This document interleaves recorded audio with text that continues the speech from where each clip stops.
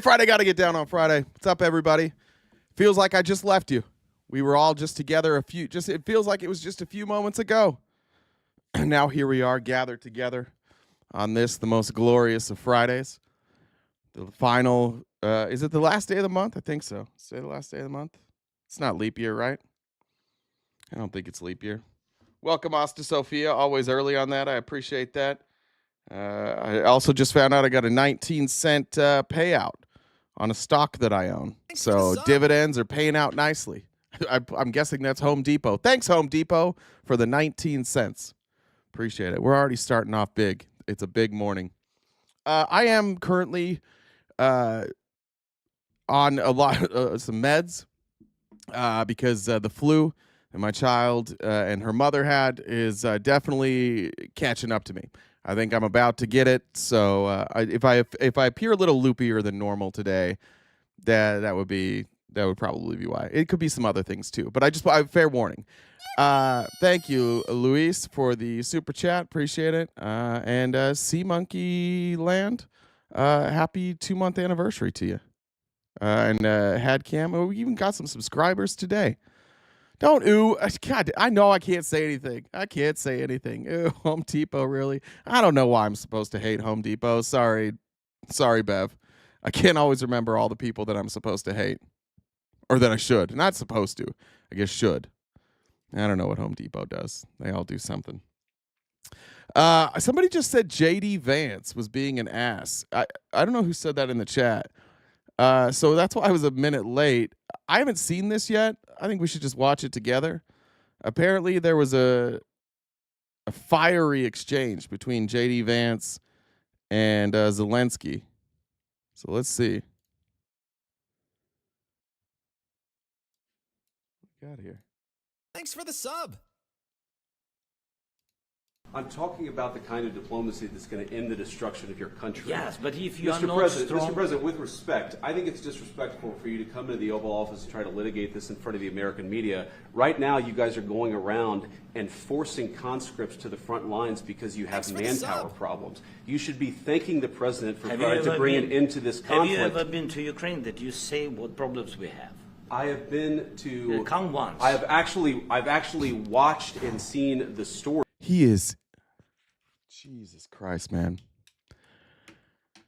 He fucking sucks. He absolutely fucking sucks. You're the vice president. You haven't been to Ukraine once? Fuck that guy. Fuck J.D. Vance. Like, he is so empowered right now. And everything's a show. Like, you know, behind closed doors, he's not going to be tough like this. This isn't his thing.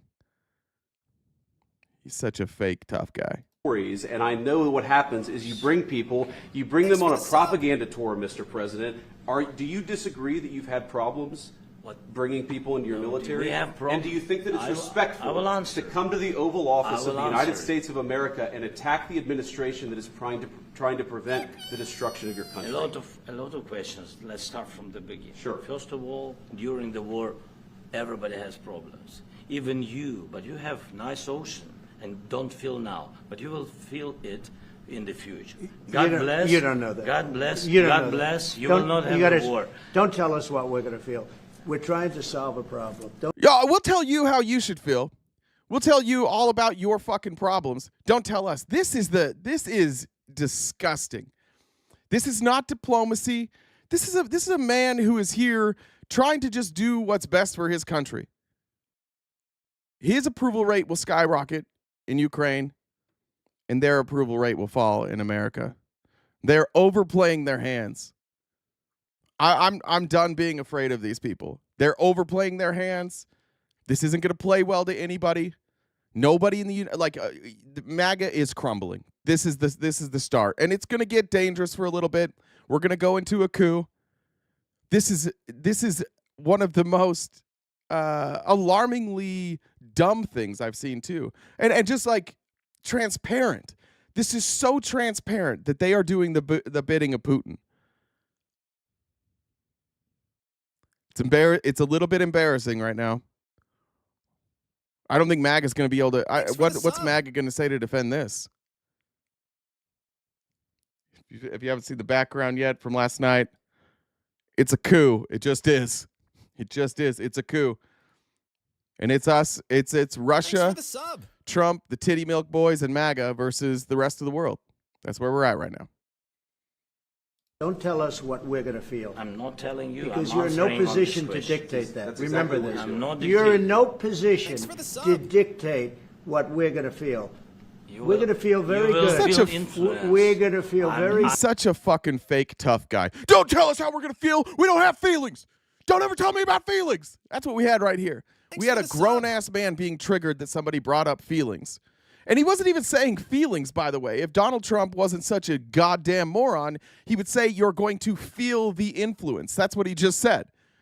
If any of them were listening, but Trump isn't because he's such a sensitive Sally, he said you're going to feel the influence of Russia. You have this nice ocean, and you don't feel the influence. You're going to feel it. Well, we're already feeling it, by the way. Those of us that live here, we've felt the influence of Russia that got this dumb bitch in office. Good and very strong. You will feel influence. You're right now not in a very good position. You've allowed yourself to be in a very bad position, and he happens to be right about it. From the very beginning of the war. You're not in a good position. You don't have the cards right now. With us, you start having cards. But right now, you don't. Yeah, you're playing cards. You're playing cards. You're gambling. Listen, you see, Trump's like, let me go to art of the deal. Don't show your cards. We're not playing fucking cards, moron. This is why your book is stupid. This is why most self-help books are stupid. That's why, like, analogies work with MAGA. That's why Patrick Bet-David, he's the king. He's the king of this. He understands nothing, and then he'll just be like, here's an analogy. Thanks for the sub. You're showing your cards. No, I'm talking to you, you dumb bitch. I'm just talking to you. And Trump tries to like play these Jedi mind tricks, which work on dumb MAGA, but they don't work on Zelensky because Zelensky's not playing a game. He just wants his country not to be invaded anymore. Good leader, dog shit leader. Good leader, dog shit leader. I'm going to get audited like a million times. With the lives of millions of people. You're gambling with World War III.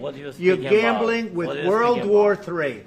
And what you're doing is very disrespectful. Oh, it's disrespectful. It's disrespectful of him to not give away his land to the Russians. It's so disrespectful to everybody else in the world that you won't cede your land to an invading country. How selfish of you, Zelensky. How terrible. This is a senile old man. They should shut this guy the fuck up because he's about to bury his presidency. And the guy that's supposed to pick up the pieces after him is just as bad.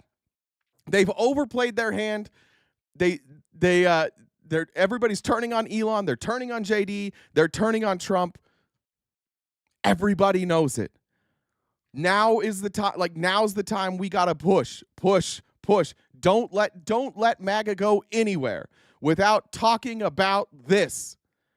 Make them explain why Trump is telling Zelensky that he is selfish for not inconsiderate to the Americans by not taking this deal. Just make them answer it. Expose them, because some of them are going to be like, yeah, fuck it. We don't want to give them any more money. America first. Fine. But some of them won't. And a lot of them in Congress won't. This is listen, I don't think this is going to be the first coup in the next 4 years. Just throwing that out there. I don't think this is going to be the first one. Or I mean the last one, sorry. This country, that's with back all to respect you, to your far country. more than a lot of people said they should have. Have you said thank you once? A lot of times. Yeah, like a million times. You were there, JD. He came and oh wait, no, you weren't. Oh, now I remember. You didn't show up when he came and spoke to Congress, did you? You didn't show up when he came and thanked the American people, did you, JD? You were out there being like, oh, the Haitians are eating the cats. They're eating the dogs. That's what you were doing. You were out there running out as a fluffer for bitch boy here, and you must have missed it. You must have missed when Zelensky thanked us numerous times.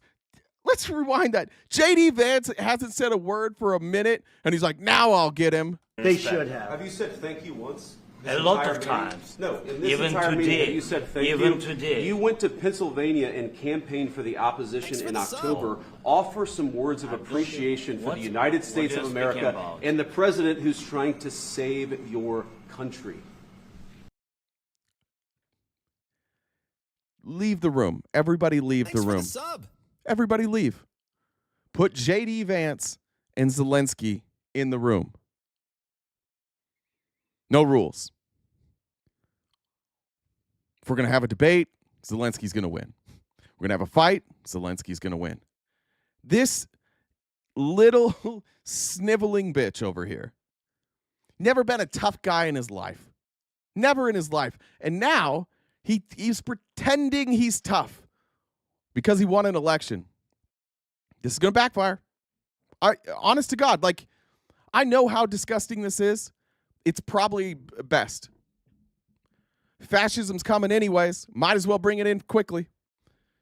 Make the same mistake that Hitler made. Make the same mistake that Mussolini made. Blitzkrieg. Try and do it quickly. The problem with this plan, and the problem with people like Steve Bannon and Trump, is they have no foresight. They read how Hitler took power. They read how Mussolini took power, and they're like, that's how we're going to do it. But this time, once we take power, we're not giving it back. The problem was the speed by which they took power. The very mechanism that allows them to take power is this flood the zone with shit, lie to people a bunch, make them perceive a threat that's not really there, and then they vote for you. Problem is, those people turn on you pretty quickly.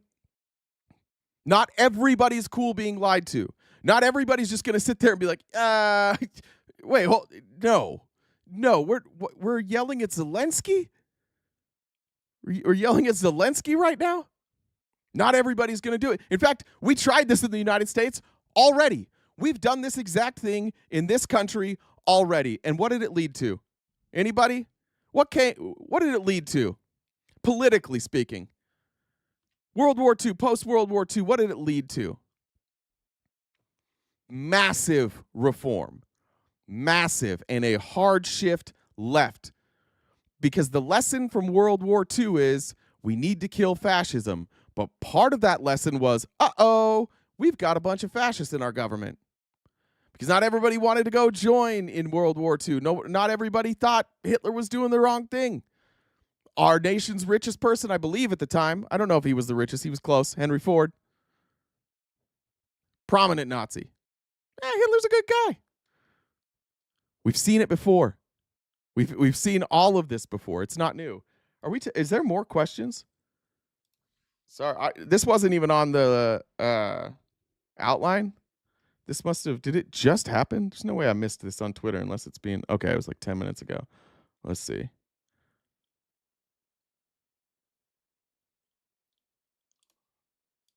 Oh.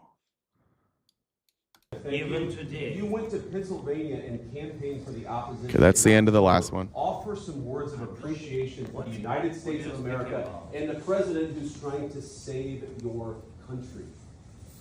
Please, do you think that if you will speak very loudly about the war in He's not speaking loudly. He's not speaking loudly. Your country's in big trouble. Can I answer? No. You've done a lot of talking. Your country He hasn't spoken for 3 minutes. is in big trouble. I know. You're not winning. You're not winning this.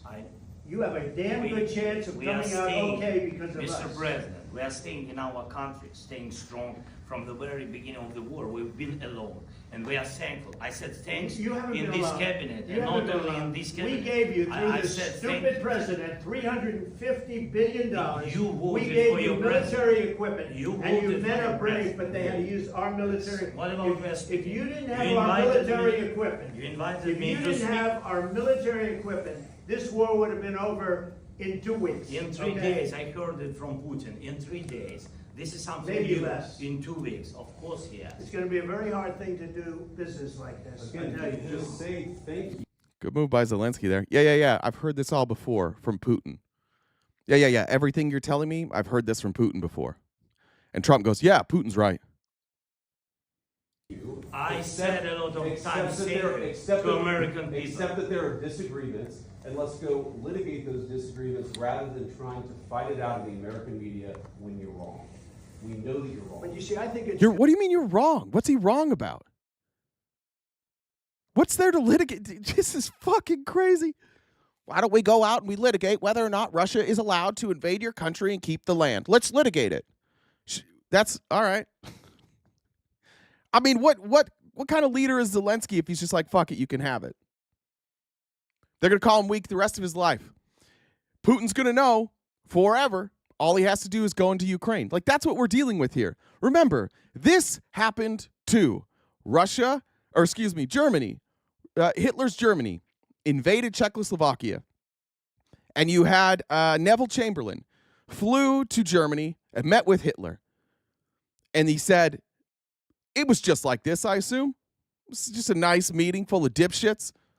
And he said, listen, Hitler, we don't want to go to war. Now, how about we just let you keep like that part that you invaded, that horseshoe shape that you invaded in Czechoslovakia.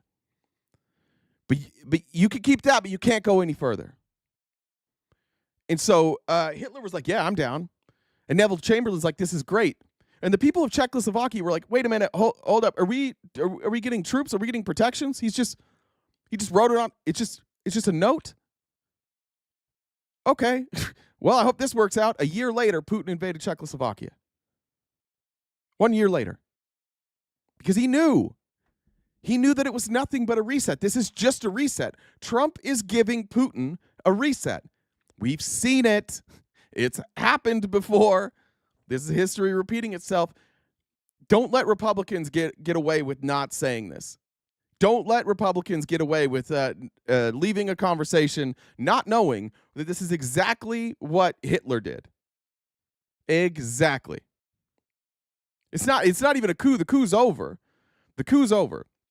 We did the coup. Now we've got fascism. Once it's a coup, it's a coup. Now we've got fascists. And now we have to run out the fascists. And hopefully that means that Congress is going to step up and Congress is going to take matters into their own hands. They're going to file articles of impeachment and do it the right way. If it's not done the right way, I do fear for the factions of this country who are militant. Because there's factions on both sides that would love to see this go to war. And that makes me nervous.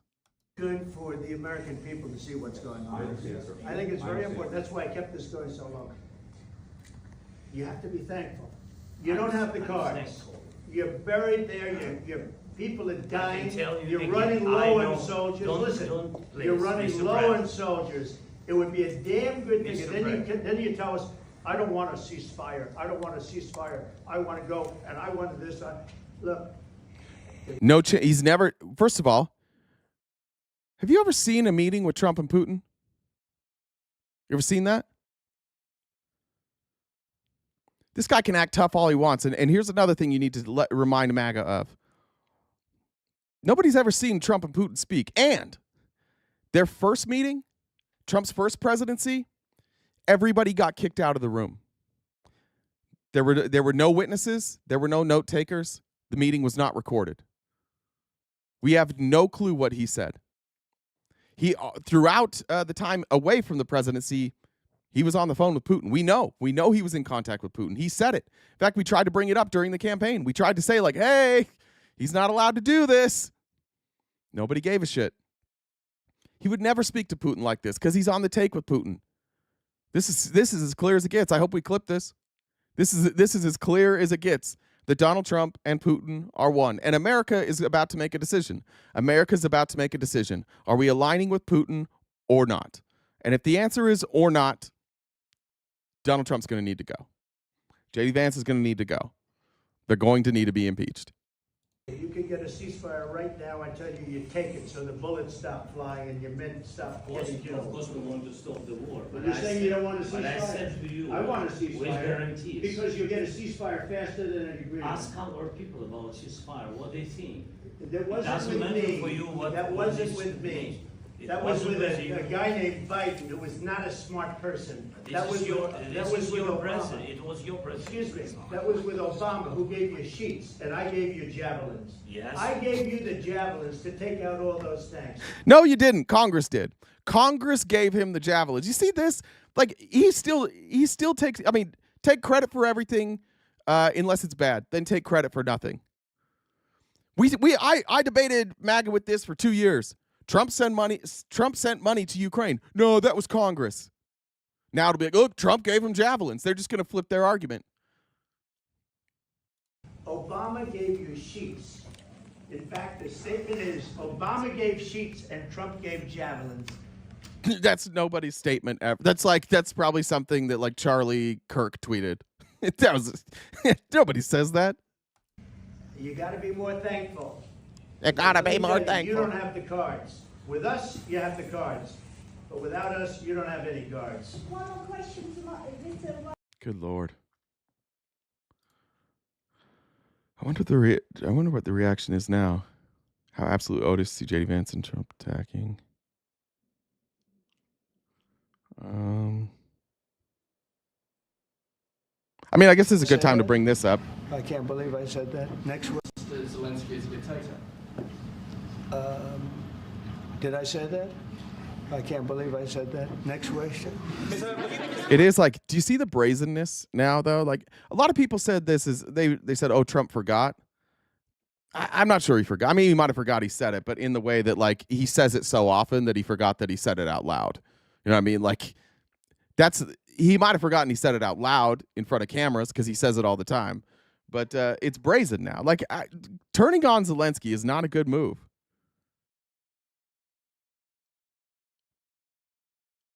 Freedom. Bernie. Unless that senator, I do not want to hear one Republican come to the floor of the Senate and talk about freedom.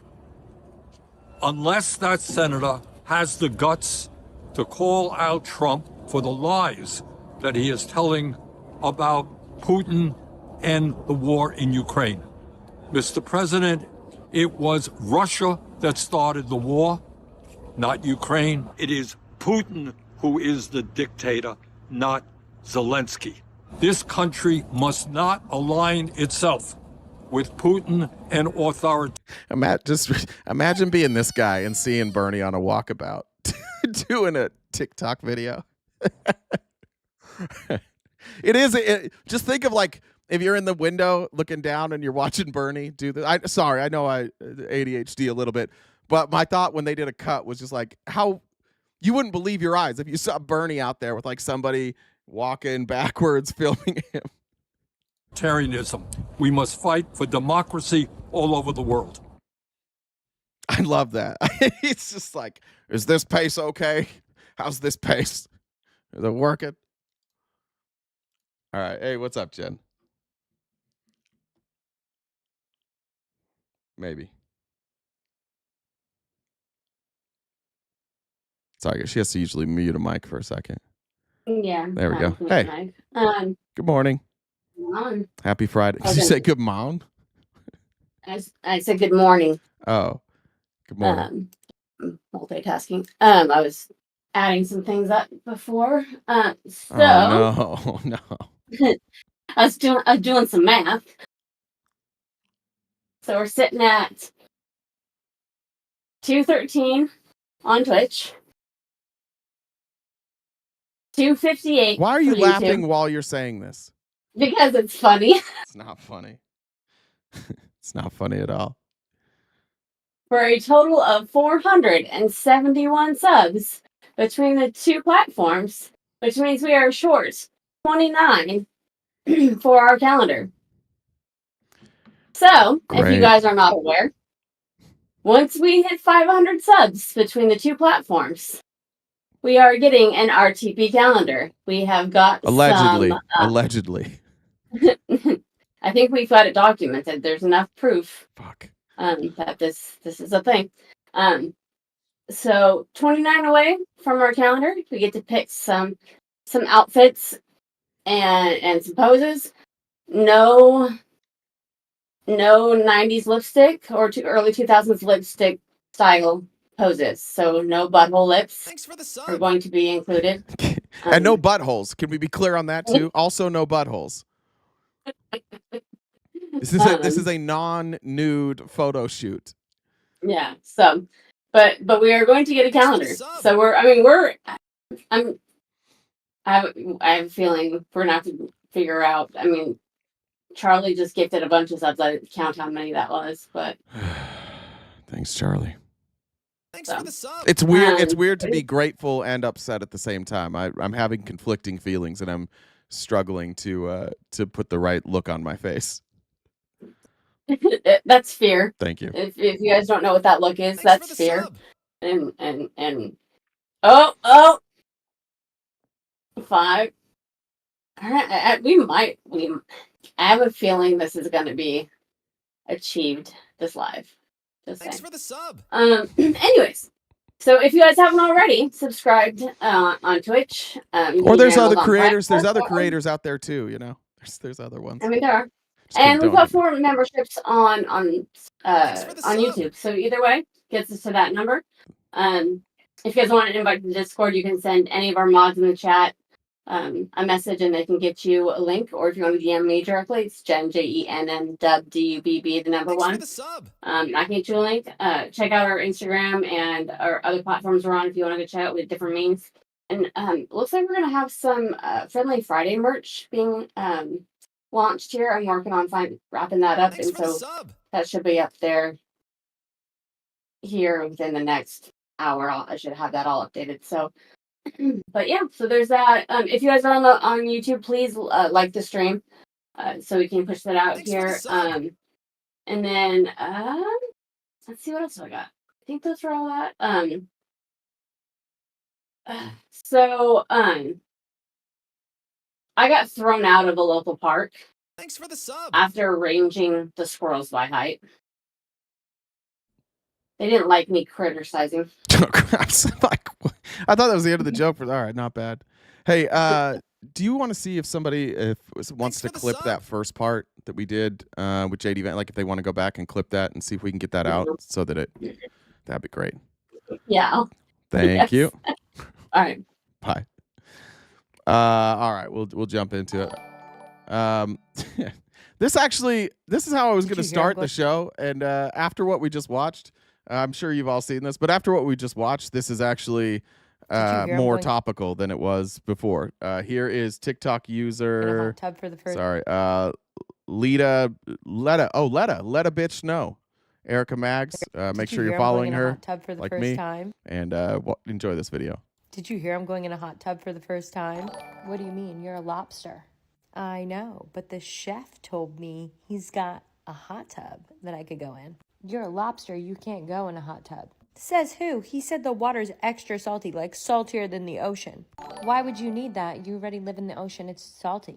The minerals are good for my shell. The chef said it would be better if they added more salt to the water. No, bro, I think the chef is trying to cook you.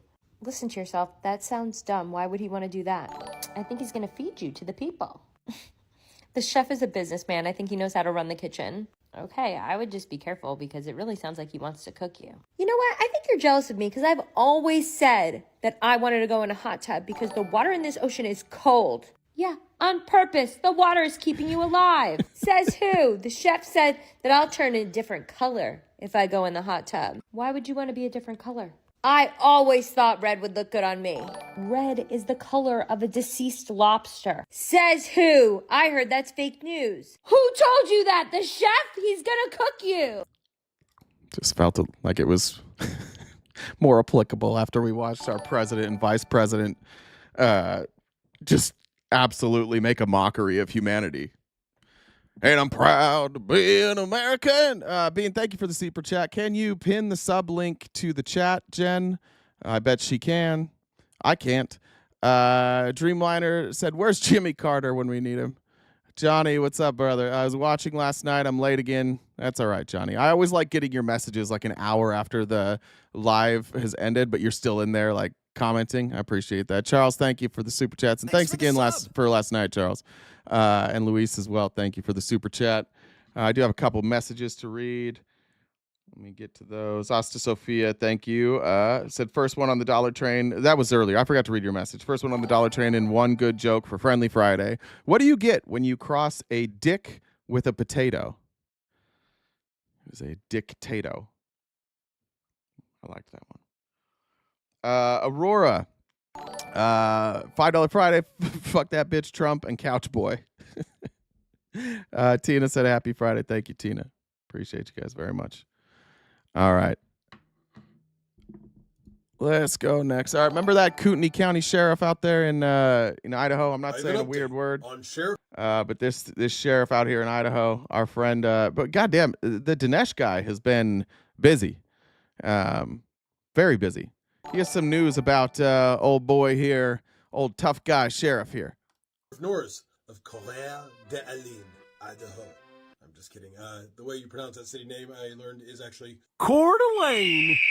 Very grating on the ears. Okay, so quick recap. The sheriff is all over the news right now because he used a bunch of plainclothesmen, security guards who were not labeled as security, to kidnap a woman from a town hall that he had been planning on violating for at least a year now, according to his own statements from last year. And Teresa Bornpaul, and I think she's running.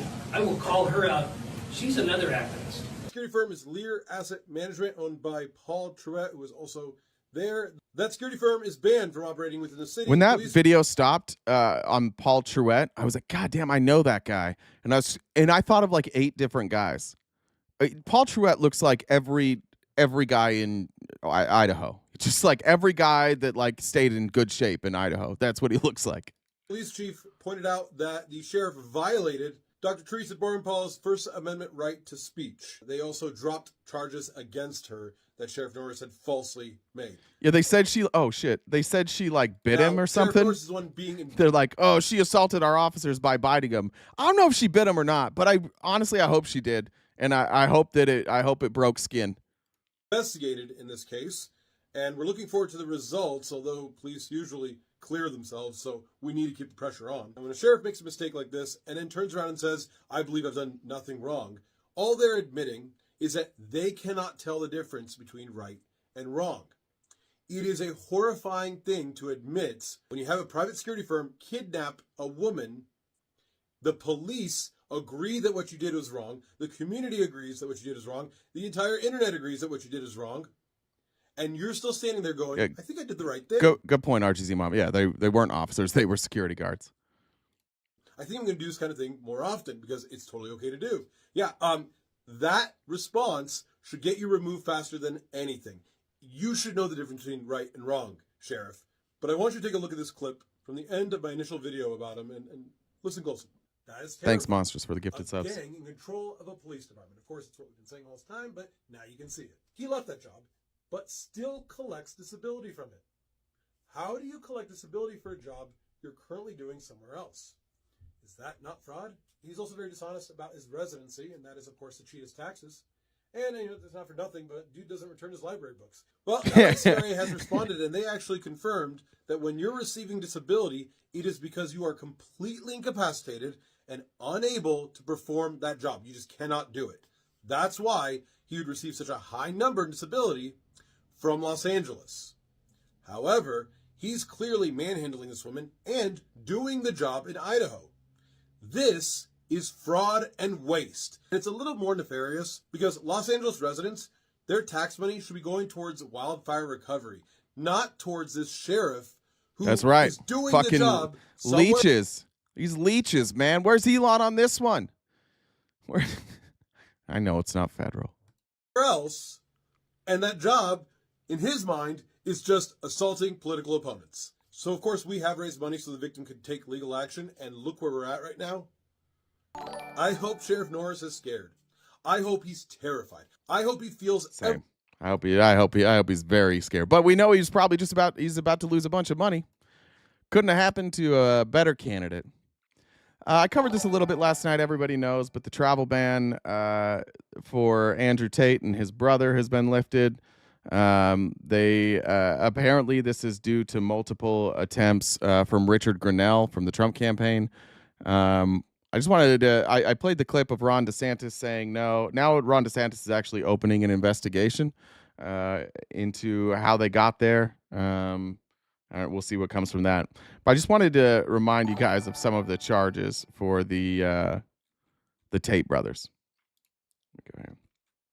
Of course, my highlighter didn't stay. A court in Romania's capital placed the divisive internet influencer Andrew Tate under house arrest for 30 days. This was back in August. The prosecutors detained 6 people, including Tate and his brother Tristan, after a raid that went to their 4 different homes. Where are they? It's annoying. In the new case, Romania's anti-organized crime agency, DICOT, said it's investigating allegations of human trafficking, including trafficking of minors, sexual intercourse with a minor, forming an organized criminal group, money laundering, and influencing statements. The alleged crimes date between 2014 and 2024. DICOT said the defendants used the coercive lover boy method to exploit 34 vulnerable victims who were forced to produce pornographic materials for a fee online, and that more than $2.8 million it generated was actually kept by the defendant. If you're not familiar with the lover boy strategy, it's basically like you make them feel loved, like, oh, you're here for me, that you bring them in, you get them into the house, you start them working, and then you just turn them into slaves, basically. That's what they've done. Like, we love you, and then once you're there. And Andrew Tate, by the way, like, this would be, I guess, if Andrew Tate's like, I didn't do that. The problem is Andrew Tate has a training program. And in the training program, which is no longer online, one of the things they taught people to do was to make like a cam business. And basically you get women to work on a cam. They just sit there and they do their thing. And you actually have you and your buddies doing the chatting so that you can chat to multiple people at once and you rake in the money. But in those videos, he explained how to use the lover boy tactic. He explained that you just tell girls you love them, give them a bunch of affection and attention, and then once they're there, put them to work, and then you lock them in. You say, your housing's free, your food's free. You're going to keep 40%. And then you actually only give them 20%. He explained this all. Like, the problem with Andrew Tate is that all of these charges, like, there's incredible evidence to back it up.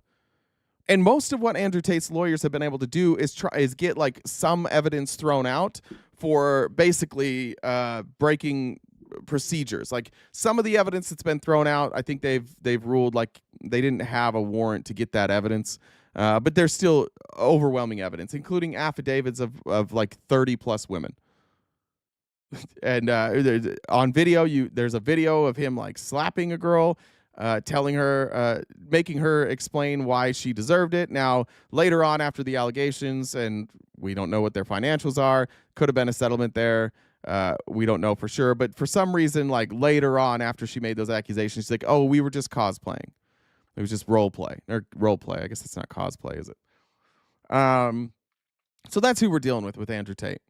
And the travel ban's lifted, and I don't think he's going to go back home. But our good friend CoffeeZilla covered a little bit today. CoffeeZilla is the one who has uncovered multiple Andrew Tate scams, crypto scams. He is like the guy when it comes to crypto scams. He's having a rough time because he doesn't want to be involved in politics, but all these stories keep tying back to Trump. And so you'll see, like, as he ties it to Trump, he does so very cautiously. But it is a reminder that, like, this administration is insanely corrupt. We started off our day with them yelling at Zelensky that he's not telling them thank you enough for the United States keeping their deal. And now we've got CoffeeZilla, who doesn't want to talk politics at all, being forced to link Trump to just like crime after crime after crime. Tate brothers, crime is legal, ladies and gentlemen. And we're going to just jump into it now. I want to say it's an auspicious day. Not only are the Epstein files about to be released. We also released Andrew and Tristan Tate. They're free to leave Romania, all because, according to the Financial Times, the White House and government officials have been pressuring Romania to let these poor, persecuted influencers go. Here's the scoop from the Financial Times. The Tate's case was first brought up by U.S. officials in a phone call with the Romanian government last week. Boom, nailed it. Did I not tell you guys? I hadn't read this yet because Financial Times is behind a paywall. But I told you 2 days ago, or yesterday. I was like, I bet it's Richard Grenell. It is Richard Grenell. Not that I would like made some prediction in this. The story came out later. It's just that that's how transparent this administration is. I'm not saying that like I knew it and other people didn't, but that's how transparent they are. You know when certain things happen, who it is, and when it's Nazis and alpha male sex predators that are being taken care of, it's almost always Richard Grenell. Week, and then followed up by Trump's special envoy Richard Grenell when he met with the Romanian foreign minister. A fourth person said a request was made to return the brothers' passports and allow them to travel while they waited for court proceedings to conclude. Lo and behold, that's exactly what happened. A few days later, prosecutors said the travel ban has been lifted and the pair's U.S. passports had been returned to them. But investigations into their alleged crimes have not been dropped and they're expected to return to Romania. Although questions remain whether that will actually happen. And also, presumably, he's gone now. Once he gets to America, he's not coming back to Romania, I wouldn't have thought. America's not going to extradite him back again. It's funny, when I met him in Romania, we talked about why he was in Romania. And his line then that he'd said a lot was he was in Romania because it was corrupt. And if you were rich, you could get away with anything. And I guess... It's interesting, looking back on this now, I remember watching. I don't know how Andrew Tate. It was when I was in the gambling space, but that's when I mostly started seeing Andrew Tate. And I remember clips of Andrew Tate literally bragging about going to Romania and his shillers out there bragging about oh, he's going to get away from these UK charges because Romania isn't going to extradite him to the UK. That was the thought, and then he got hit with charges in Romania. So. He's been running, and he keeps going to places where he thinks he's safe. Now he's running to America where he thinks he's safe, and for now, he probably is. Maybe Washington, is a better prospect. Right. Why stay in Romania when you can come to the land of the alleged human trafficker and money launderer? Now, I brought you all here today actually because I have a bit of a scoop for you. I've got a little news story for you. Now, I'm not going to make a big deal of alleged crimes here because, frankly, we don't care anymore about... I'd just like to point out, I was looking at this shirt. This is why I love CoffeeZilla. He does make good money because he gets a lot of views. He doesn't have any advertisers because he's an investigative journalist, so he doesn't think that's right. So he just gets money off of YouTube ads. He doesn't have partnerships. He's definitely wearing a shirt that he bought in the Cayman Islands. On the butt or on the pocket there, it just says Cayman Islands, and it says it up here. He wore his gift he went on a vacation, and he wants you guys to know. And he wore his vacation shirt to work, and I love this guy. I think he's one of the best people on the internet, one of the most good humans on the internet. If something ever comes out about him that he's a bad person, I'm going to be devastated. Prosecuting any of it. So I'm just going to show you that the Tate brothers, in addition to what they've been accused of here, also have been laundering money as literal Bond villains. I don't know why people are think this is the hill they want to die on, but I just want to be clear that these are not free speech warriors. They actually are Bond villains, not in hyperbole, in actual fact. Malikali, I'm so disgusted. I need a fight club with these motherfuckers. Also, looks like Tex still got in here. Fuck you, Tex. There you go. Sorry, Tex. Thanks for the new subs, Nate and Reader there. Appreciate it. How do I know this? Well, that's the profile they used when trying to set up shell companies. Okay, sorry, I cut it off right there. He said they're literal Bond villains, and I was saying not because I'm making a joke, but because they used Bond villains to set up shell companies. Allegedly launder money. I know this because I got Tristan Tate's passport, his fake passport he was using. You can see his name is Scorpius Vladimir, also known as Vladimir Scorpius, the main villain in the James Bond novel. That's who Tristan Tate is pretending to be when signing up for accounts with various payment processors. I know this because I had a whistleblower from one of these payment processors give me these documents and show me exactly what this guy was doing. You can also see it here. Here's Tristan Tate's selfie he gave to these people. He says burner.scorpius@protonmail.com. I'm going to blur out the address given there and the phone number. But the point is, do you guys, when you have to send a picture like that for a bank, or if you just have to send a picture like matching your face, do you like work on making a good picture, or do you just snap it as quick as you can? I'm a snap it as quick as you can person. I think there would be, I think it would be tough to look at some of my photos that I took for pictures like that. I think it'd be tough. These guys, not only have they've been accused of money laundering. In Britain, they actually seized some of their assets for this, but they're literally playing games with the government, and we live in a world where if you have enough money, you can just break the law, and then you just yell foul free speech matrix attacks when anyone tries to prosecute you on them. And it's just this is what I love about CoffeeZilla, and why I'm showing this video is this is getting mainstream, right? If you've been following Trump for a while, if you're politically in tune, you know that the Republican way now is just like, no matter what, if you get in trouble, you just say MAGA and free speech and you're safe. It's in the mainstream now, though. Everybody is recognizing it. The problem with these high profile people that Donald Trump is bringing in is that they have detractors. And when you get enough detractors, like, it's just every single person they bring in makes it harder and harder for Trump to get done what he's trying to get done. People hate Elon. People hate the Tates. People hate RFK. People hate Tulsi. And people from across the political spectrum, not just people from the left.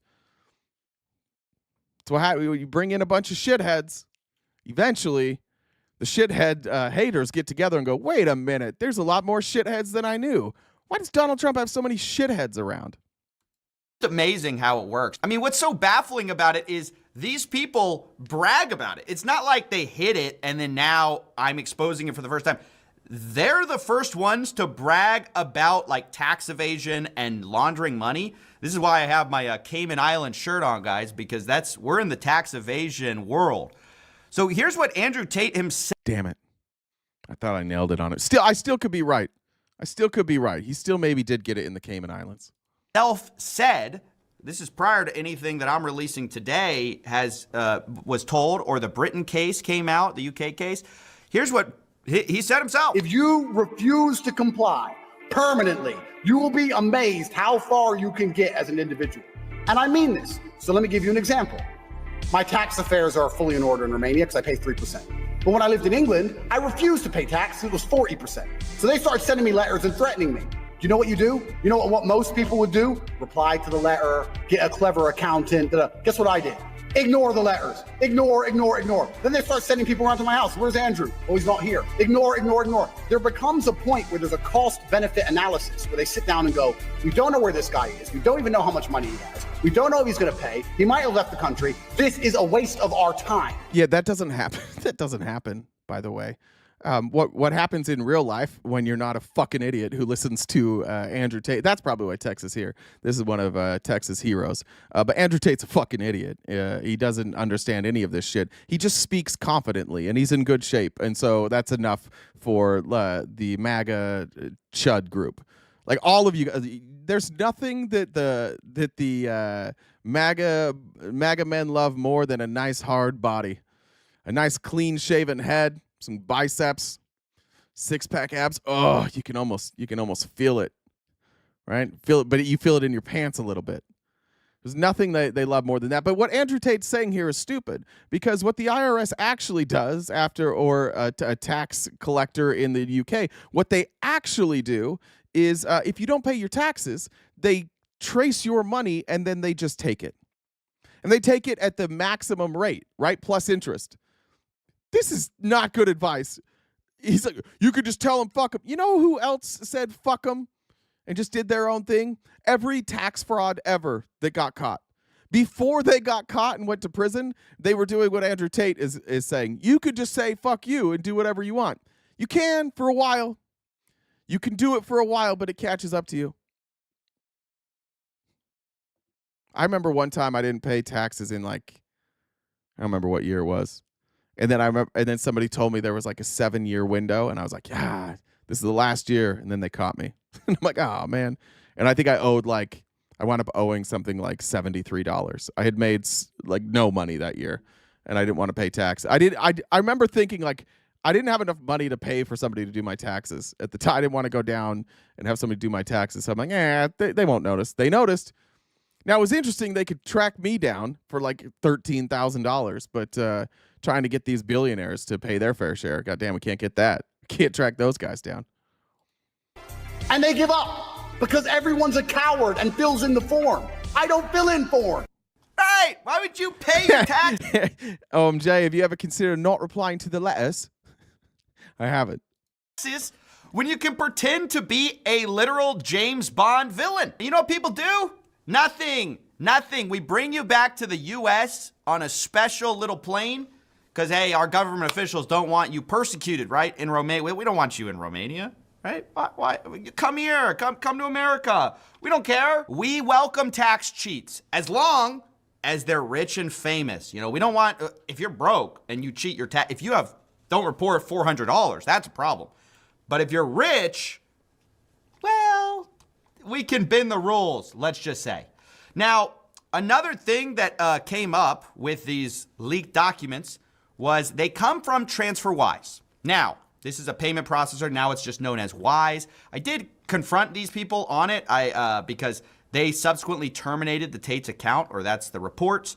And so I went to them and I said, hey, you know, what happened, this or that? They declined to comment on the story, saying that they don't comment on individual accounts. I will say that this account was flagged for AML KYC reasons, anti-money laundering reasons. That's what AML means. So it appears that those are just notices, so they don't necessarily mean anything, but at least it was suspicious. This is like I think ours are called SARS, Suspicious Activity Reports, which unfortunately shares an acronym with SARS. Was aware of the case. They were aware of the money laundering implications of someone using a fake name, a burner account, email address, all these types of things to set up payments to shell companies. But I also want to be clear that this isn't merely my speculation that they would use this type of name. We also have company house information from the UK of Scorpius Ltd. And we go ahead and see who the secretary of this organization is, and it's Mr. Tristan Tate. So it's not like I'm just going off of one passport which says, you know, Tristan Tate is saying... I think, like, Coffee, his hair is thinning a little bit, and I think it's because of this. Like, CoffeeZilla has been exposing crypto scams for a while. And honestly, early on, nothing ever happened. He'd expose a crime and nothing would happen. But then he got enough followers that legally a lot of stuff didn't happen, but the scammers were forced to give the money back. And so CoffeeZilla became like this. If CoffeeZilla did a report on you, you just had to leave the scene, or you were going to have to pay some people back. I think that's like... He's just like, what the fuck, guys? These are like the dumbest ones. These are the dumbest schemes. These are the most obvious schemes. It's the most obvious fraud. This is obviously the wrong thing. And we live in a world now where the obvious wrong thing is like celebrated. He's Vladimir Scorpius. They created a public... Tony, don't talk about people's spouses, please. Thank you. If you want to say, you guys say whatever you want to text. He talks shit to you. You talk shit to him. Say whatever you want. Do not include people's families or children in trash talk. That's the only warning. It's literally the only warning for anybody. Mods, if you see anybody talking about somebody's family in the chat, block. Thank you. Shell company in the UK called Scorpius Ltd. Not only that, this is one of Tristan Tate's inside jokes, I guess. You know, you can be loud and proud about it. He calls himself Vladimir Scorpius. Captain Vladimir Scorpius. I fear no weather. Listen, we need to solve this problem. It's a big problem. Why? Because the ship's wet. So? I don't know what they're doing in that scene. Maybe they're coming back They to always America think that from they're so funny. Romania. I don't know. What I do know is that once again, these people are not quiet about it. It's not like this money laundering scheme and tax evasion scheme is exactly a secret, because they literally brag about it. And when they're prosecuted, they just cry foul. And we have government officials willing to go to bat for them. It is insane. I just think it's funny. Look, nobody pining over the Epstein list can ever say anything again. I'm amazed by the overlap of people who go, and again, it's not the same things that they're accused of exactly.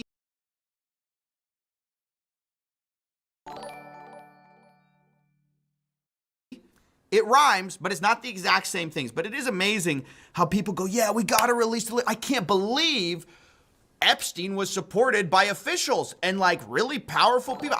There's no way. Those same people, dude, if Epstein had just cried that the I was muted. Sorry about that. Yeah, my daughter came in. She was sick, and so I was talking to her. So sorry for the interruption there. I wasn't paying attention for a second. And Valerie, thank you for the gifted subs. I saw somebody like, look, guys, I'm sorry if you're upset about the text thing. I get somebody said like you don't like the respect that I give text. I give everybody the same level of respect. Everybody, like people can be shitty. People can say shitty things. There's people here that say shitty things all the time, and I don't really censor that. I'm cool with you guys saying whatever you want in the chat. I'm cool with you guys having your own arguments, all of that. So I would just say that like everybody gets that same level of respect. There are certain words we can and cannot say, and we're not going to go after people's families.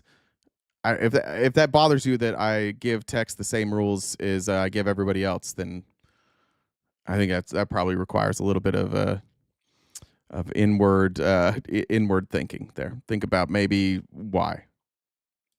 Matrix was attacking him. Right now, he would not be, bro, he'd be extradited. He'd be back on Little St. James right now as we speak, sipping a Mai Tai, talking about politics and how much he was persecuted by the elites. By the way, this is what Tristan Tate did about the bank situation. You know, he's struggled getting payment processing. It's a shocker to think about why.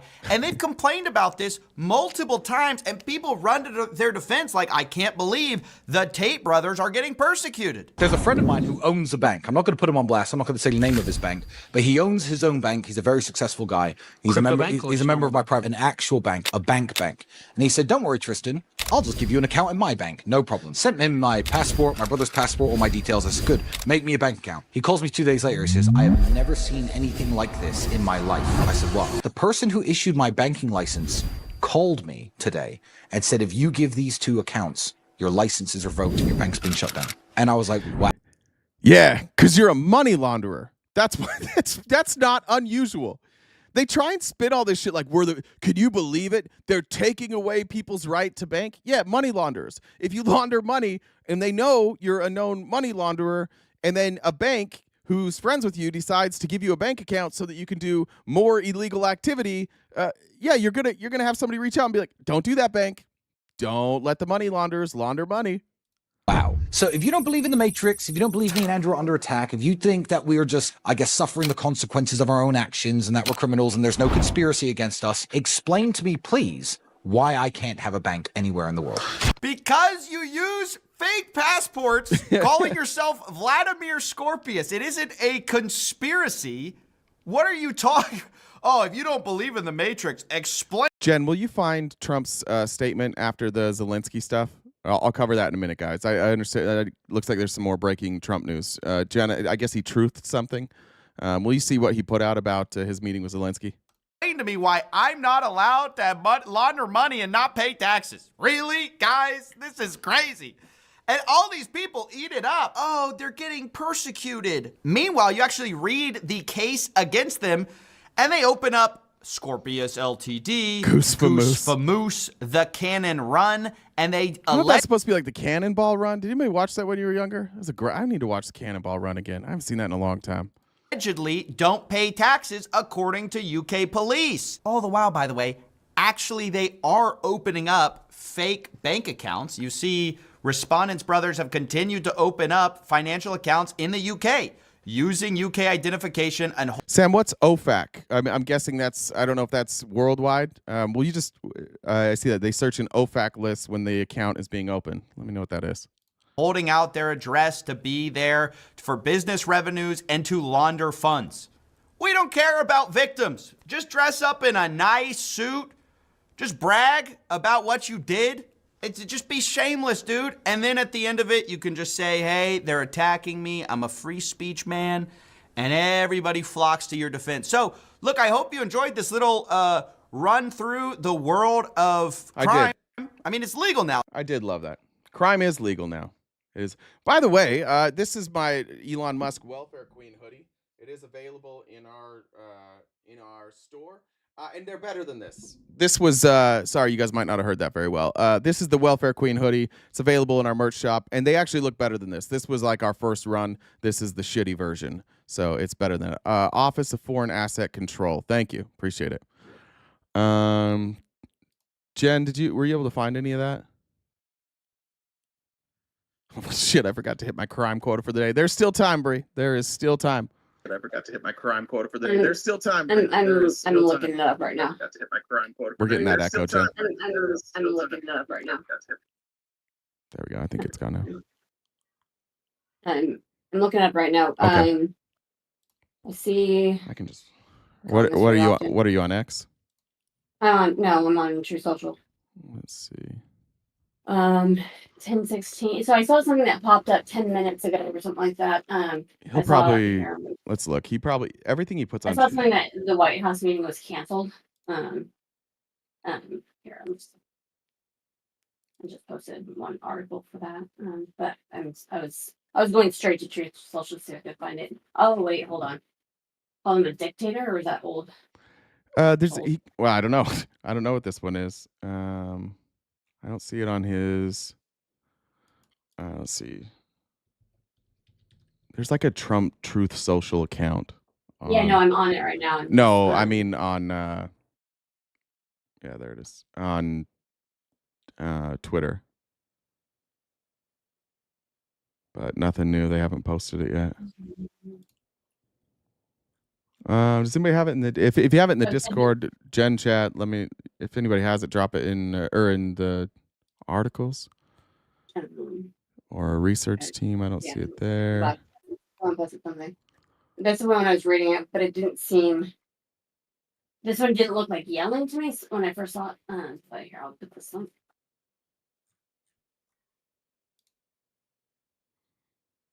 Okay, this is from Trump War. This is the account I was actually looking for. All right. We had a very meaningful meeting in the White House today. Much was learned that could never be understood without conversation under such fire and pressure. It's amazing what comes out through emotion, and I have determined that President Zelensky is not ready for peace if America is involved. Because he feels our involvement gives him a big advantage in negotiations. I don't want advantage. I want peace. You literally talked about cards the whole time. You don't have the cards. I have the advantage. He disrespects the United States of America in its cherished Oval Office. He can come back when he is ready for peace.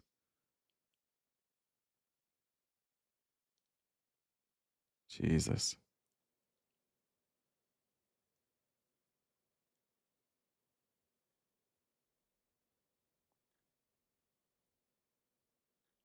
I'm looking through the comments, see if there's anybody.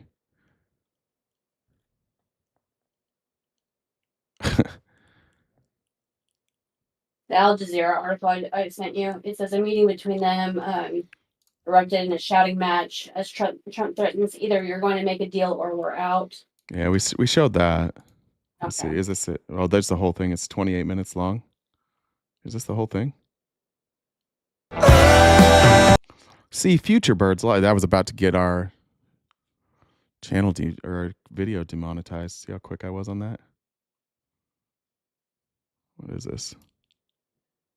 I don't know. It's just part of it. Okay, well.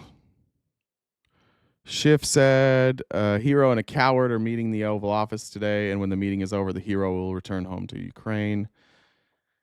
Anna Paulina Luna, Zelensky's disrespect and sense of entitlement is astounding. God, these people, like, I don't, they just repeat whatever he says. There was no disrespect shown by Zelensky. That's absolutely fucking, they think that anybody speaking with an opposing view to Trump is disrespect. That's why we say it's a cult.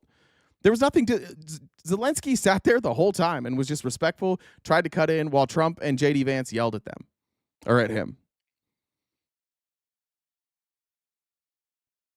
I don't want to. All right, we got that.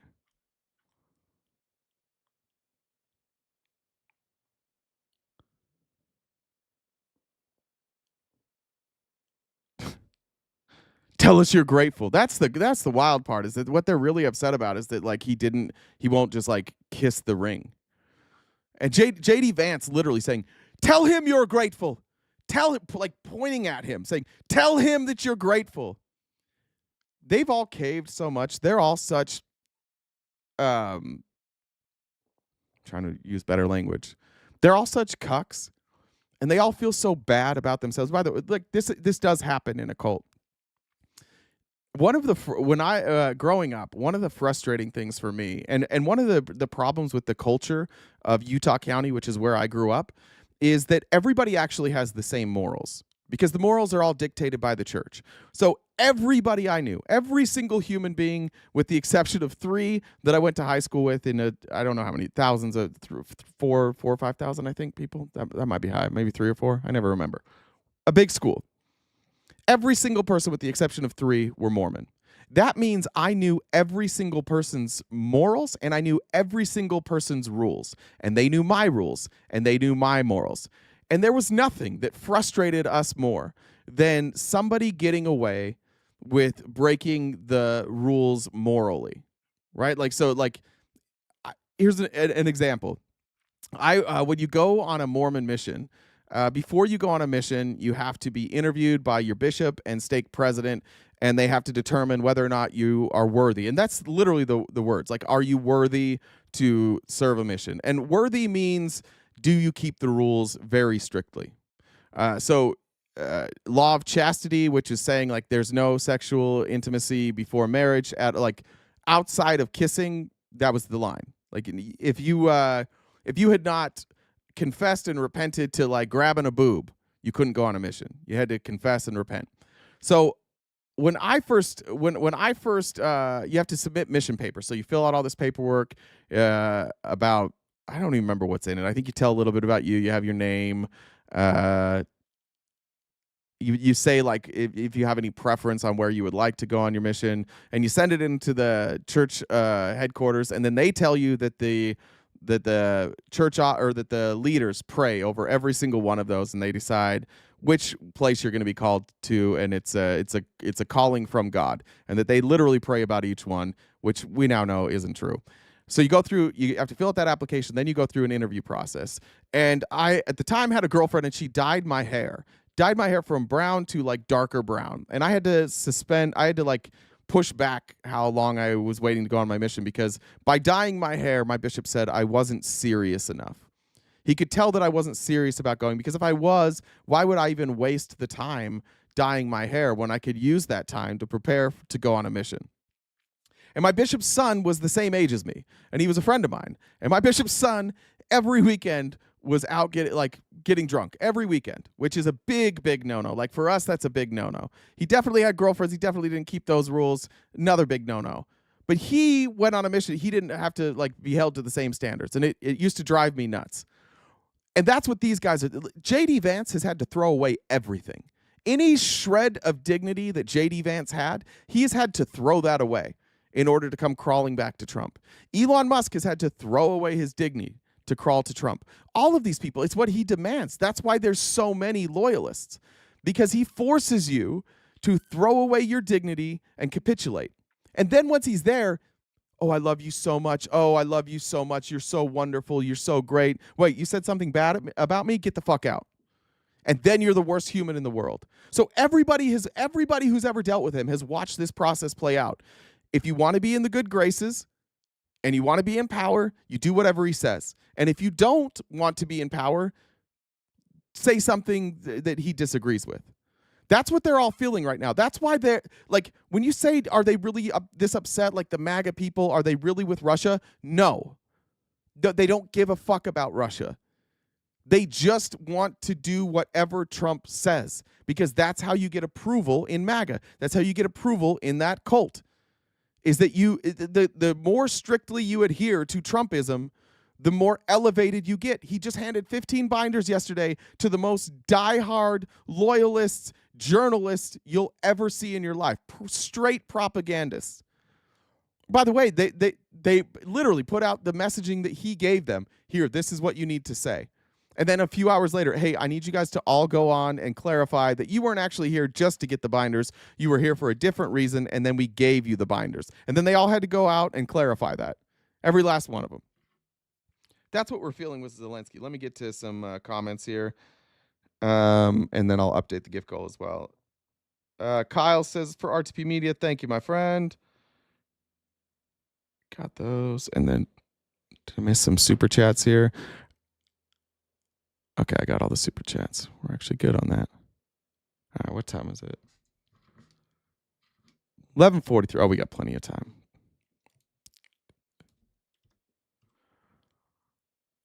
I suspect JD wouldn't get the same loyalty if Trump were out of the picture. No. JD would never. No, the thing is they're all loyal to Trump. In order for somebody to take Trump's place, they have to be ruthless like Trump. They have to be void of humanity. And I do think JD Vance is working on it. He's learning from the master, but I don't know that he's got the cachet. I don't know that he has the ability. You really have to, if you want to be Donald Trump, you have to literally not have morals. You cannot have morals. You have to be comfortable lying about everything in the face. And when you're caught lying, with overwhelming evidence that you're lying, you need to sit there with a straight face and say, you're lying. All of you are lying. I'm not the one lying. It's literally everybody else. Yes, I understand you have facts, but those facts are made up. They're just made up. You have to be that person. Let's see if there's a segue there into any of this stuff. Yeah, we'll do this. I wonder what that means for this deal now. This was based on some reporting from I think New York Times or maybe Financial Times. I can't remember, but this is Medusa.io, just a breakdown of this article. So this isn't the original article, but Zelensky and Trump this is this morning. We're set to meet in Washington for their face-to-face talks. It didn't go well. Trump has made clear that he intends to reverse what he sees as his predecessor's mistakes, including ending unconditional U.S. military aid to Ukraine. Instead, he pushed for a deal granting American investors access to Ukraine's natural resources. Now, this isn't what he has pitched.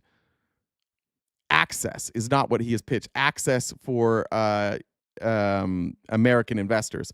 If you notice publicly, Trump keeps saying we're going to get this.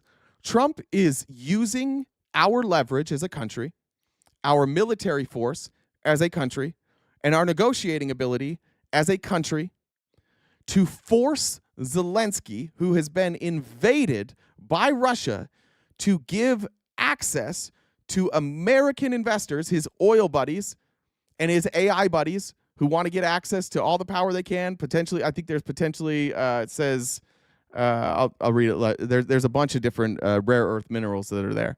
And he's doing it for the rich folks. He's cutting their taxes. He's instead of recouping, he's not doing it to recoup the money that we spent in Ukraine. Don't let Republicans get away with that either. He's giving it to private investors, which means even if we do get some money back, it's going to be in the form of taxes at a very low rate because he's cutting taxes for his buddies. This isn't a president. This is a fucking shakedown. I don't care. Donald Trump, you could share every view in the world with Donald Trump, but if you're not willing to say that it's more important that private investors get resources than our country, then you're just a fascist. And it's time to admit it. And you don't care about you either. Unless you're a Republican MAGA and you own an oil company. This isn't good for you. None of this is good for you. It's only good for them. And by the way, keep in mind, this is how dumb all of these guys are. I watched a video I'll show you guys probably next week. Just explaining venture capital. It's 100% a Ponzi scheme. Venture capital is 100% a Ponzi scheme. and they've just been exposed. They were just exposed by Perplexity. No, not Perplexity. What's the Chinese DeepSeek? They were just exposed up by DeepSeek because they've spent billions of dollars in investment for AI, and DeepSeek did it for $6 million. And when you go back and you look at the money that has poured into AI, it's from the same investors that invested in Uber, who has never turned a profit. DoorDash, who I don't know if they've turned a profit, but they didn't for a long time. Facebook didn't turn a profit for a long time. PayPal, all these investors in these companies, they entered and rose the value went up, and they exited, and the business itself still wasn't profitable. So what we have here is we have a Ponzi scheme of investment, and it's about to burst. The Ponzi scheme is almost over.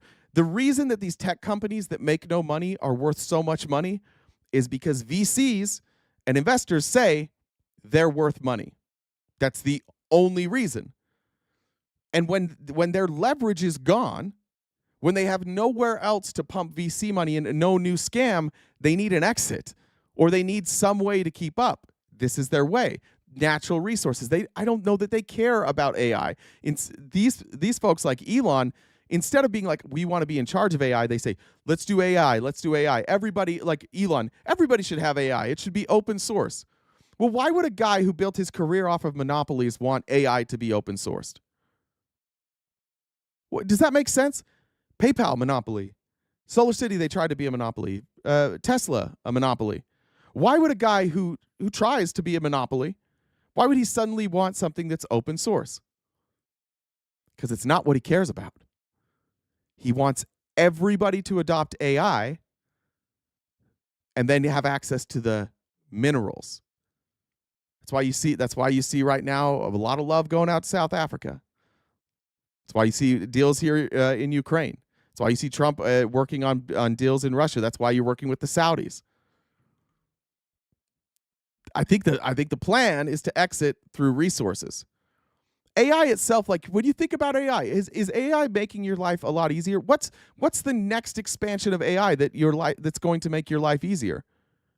They really it's cool. I like AI. I use it for research. I could do every time. It's just like a more efficient Google search. But if I had to go back to Google, it's not the end of the world.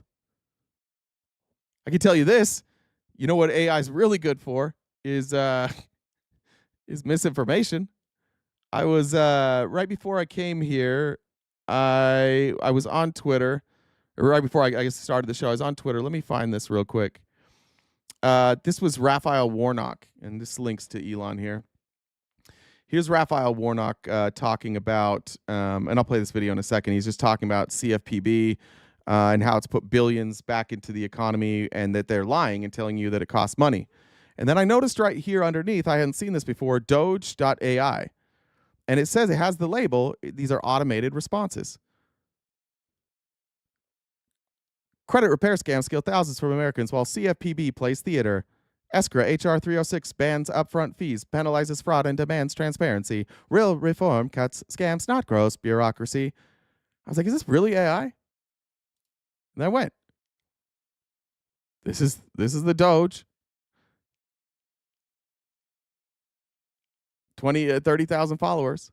And all they do is they automate responses to defend Doge. And then Elon engages with them. They tweet about it. Then it explodes. This is just right-wing AI-generated arguments. And then the right-wingers, the MAGA, they're just going out and they retweet all this shit.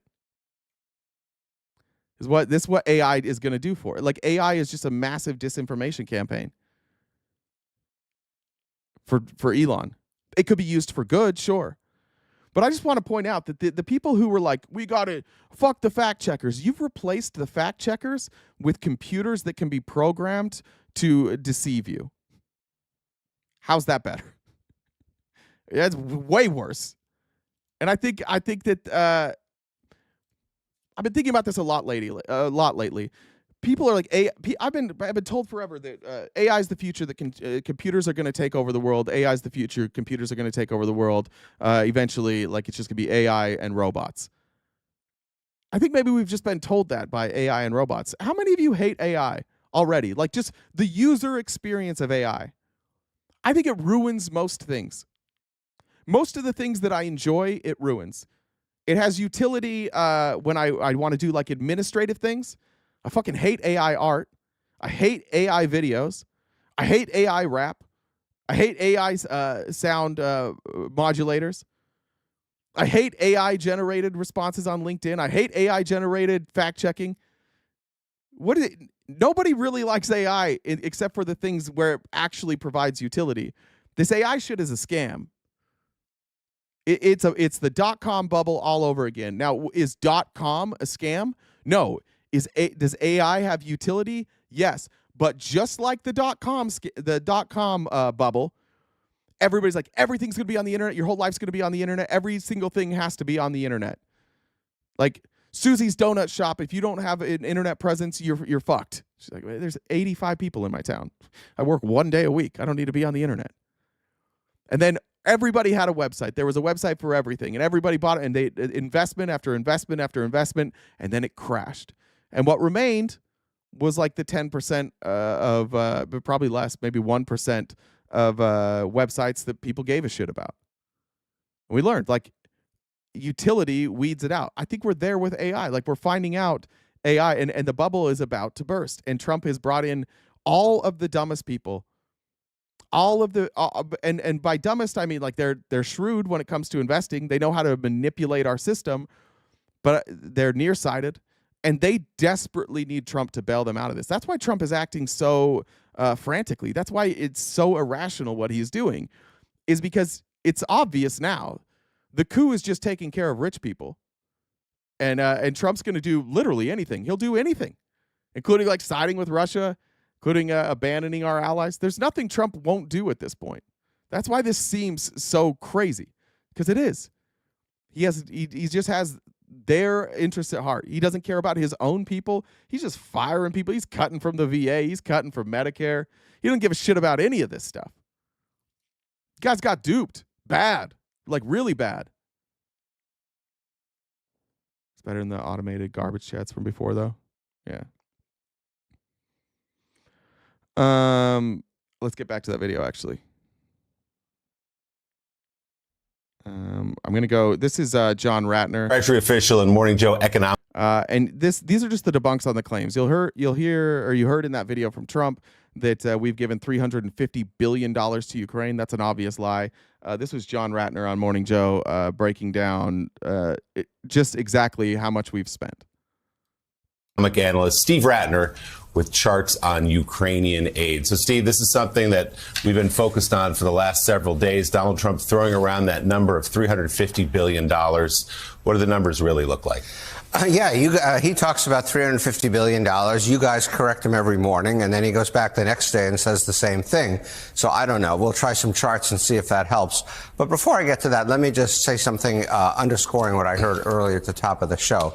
The idea that we are effectively asking our ally, who was attacked, to pay the equivalent of the reparations that we asked Germany to pay in World War I is kind of mind-boggling. We're here to help these people not get money back. And as the British Prime Minister said, it is not correct to say all of the European money is loans. There may be some loans in there, but most of it just like... Yeah, Robin, I agree with you. I do think Trump had this planned out. I think they staged this, and I think it's going to backfire.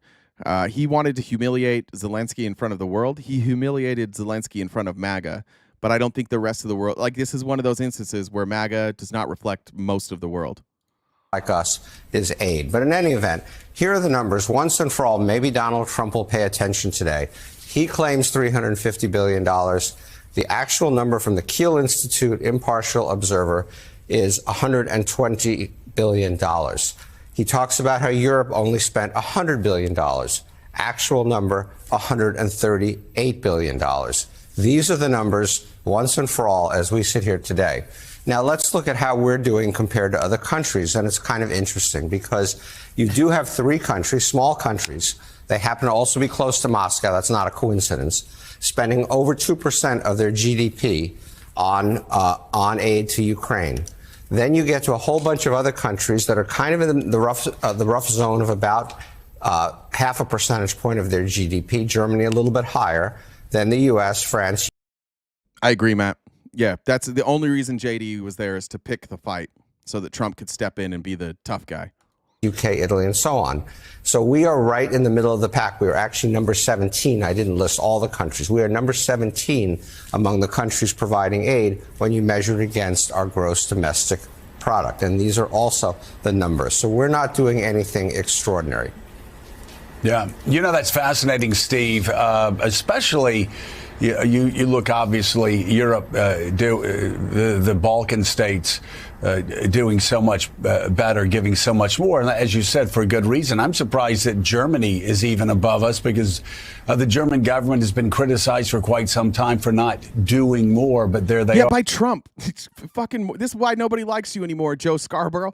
You're repeating MAGA lines. That's what you're doing right now. You're repeating what Trump has been saying forever. Well, I'm surprised to see these numbers when my friend Donald has told me that Germany's been the problem this whole time. Why are you surprised by this, news anchor? Why are you so surprised about that? American businesses.